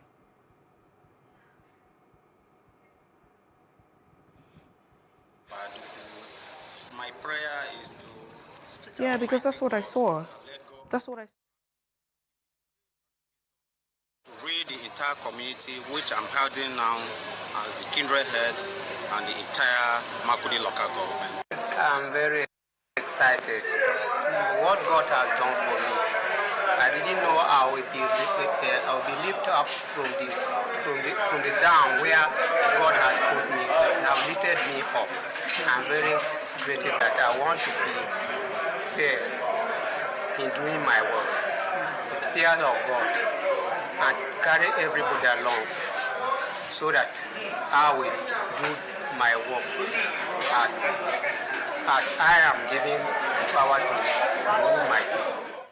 And now to other parts of Africa, South African authorities are investigating the deaths of at least 22 young people found inside a popular tavern in the coastal town of East London.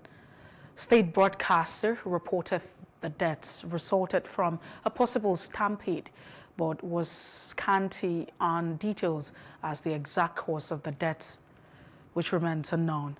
The bodies will be transported to state mortuaries where relatives are expected to help identify both male and a female victim. A spokesman for the Eastern Cape Provincial Health Department is quoted to say. And outside Africa, U.S. President Joe Biden has announced a G7 project to revive China's Formidable Belt and Road Initiative by raising some $6 billion for global infrastructure programs in poor countries. Unlike China's huge BRI initiative, the proposed G7 funding would come largely from private investors and is therefore not guaranteed. We have therefore discussed how our investment globally in climate-neutral and low-carbon energy, including gas, can help us as a temporary response to Russia's use of energy as a weapon. Given the progress we have achieved, time is ripe to showcase our offer to the world under a common roof. I'm convinced the G7 makes a stronger, better and more convincing offer to partners globally. But beyond steps we have been taken, this is a long-term undertaking. Today we officially launched the Partnership for Global Infrastructure and Investment. We collectively have dozens of projects already underway around the globe. And I'm proud to announce the United States will mobilize $200 billion in public and private capital over the next 5 years for that partnership. Collectively, we aim to mobilize nearly $600 billion from the G7 by 2027. These strategic investments are areas of critical to sustainable development and to our shared global stability.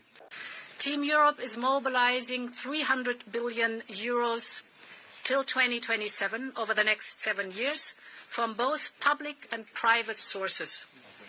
300 billion euros for sustainable, quality infrastructure and also for health infrastructure. Investments that are transparent and that improve everyday lives and bring real benefit for the communities on the ground. And in business news, the Ghanaian cedi came under pressure after racking up a whopping loss of 22.44% against the US dollar. This comes despite the attempt by Ghanaia's central bank to hike interest rate to offset shortfalls caused by global tensions in Europe. The U.S. Federal Reserve increased its benchmark interest rate by 0.75 percentage point to battle inflationary pressure. The rate increases result in a higher dollar relative to the majority of other currencies, including Ghana's cedis. As a result, at a time when many emerging markets (EM) economies are already falling and their currencies have already dropped against the dollar. A strong U.S. dollar supported by the higher U.S. interest rate tends to lower the value of emerging market currencies. Nonetheless, the conflict between Russia and Ukraine is expected to have a substantial impact on Ghana's exchange rate, particularly in the construction, agriculture, and international trade sectors. And in entertainment news, Jackie Chan marked the 60th anniversary of his film debut with a live streaming on Saturday night, sharing some untold stories behind his iconic Police Story series while expressing gratitude for fan support.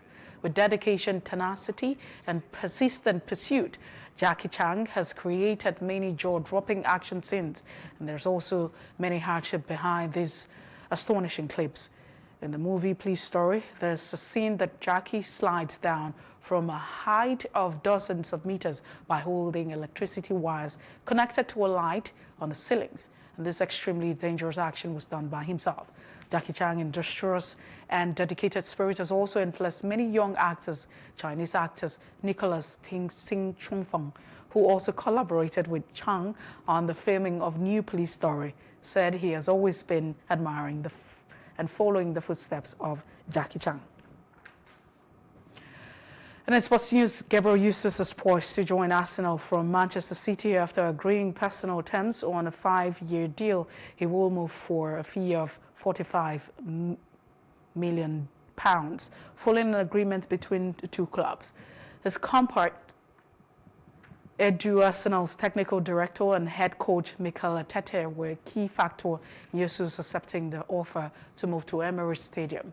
Arteta knows Jesus well, having previously worked with the striker when he was on the coaching staff at City under Pep Guardiola. And that's the news brief. For more stories, please follow us on Facebook, Twitter, and Instagram, and do subscribe to our YouTube channel at PlusTvAfrica and PlusTvAfrica Lifestyle. Many thanks for watching. I am Messi Bokbo.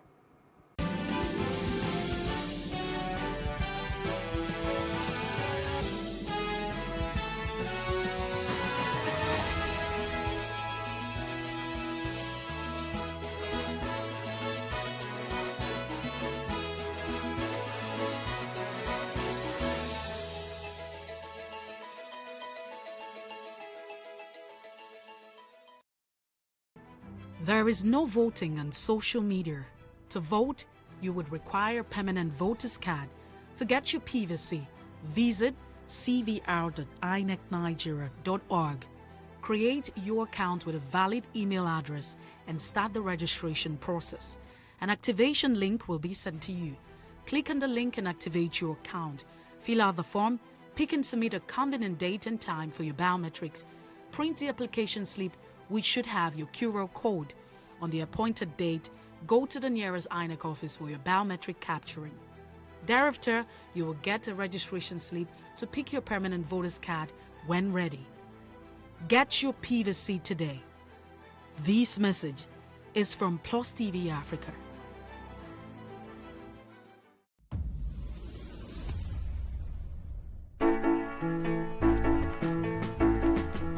Nelly Uzonna Edith Uchendu was born in 1950 in Imuchu, in Aguata local government area of Anambra State, eastern Nigeria. She was a Nigerian singer, composer, and actress. Nelly started singing at an early age. She later joined Professor Sonny Oti's music group, under where her talent flourished. Her music career shot to limelight in 1976 when Homzy Sound released her debut LP composition, Love Wantinti.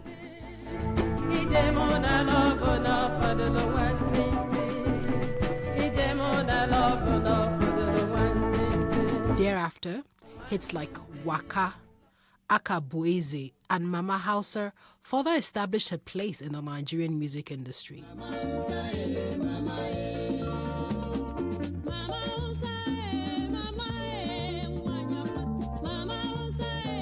She traversed genres, including Igbo highlife, pop, and gospel music. She died on 12th of April 2005 in a hospital in Enugu State, Nigeria, after a reported cancer-related illness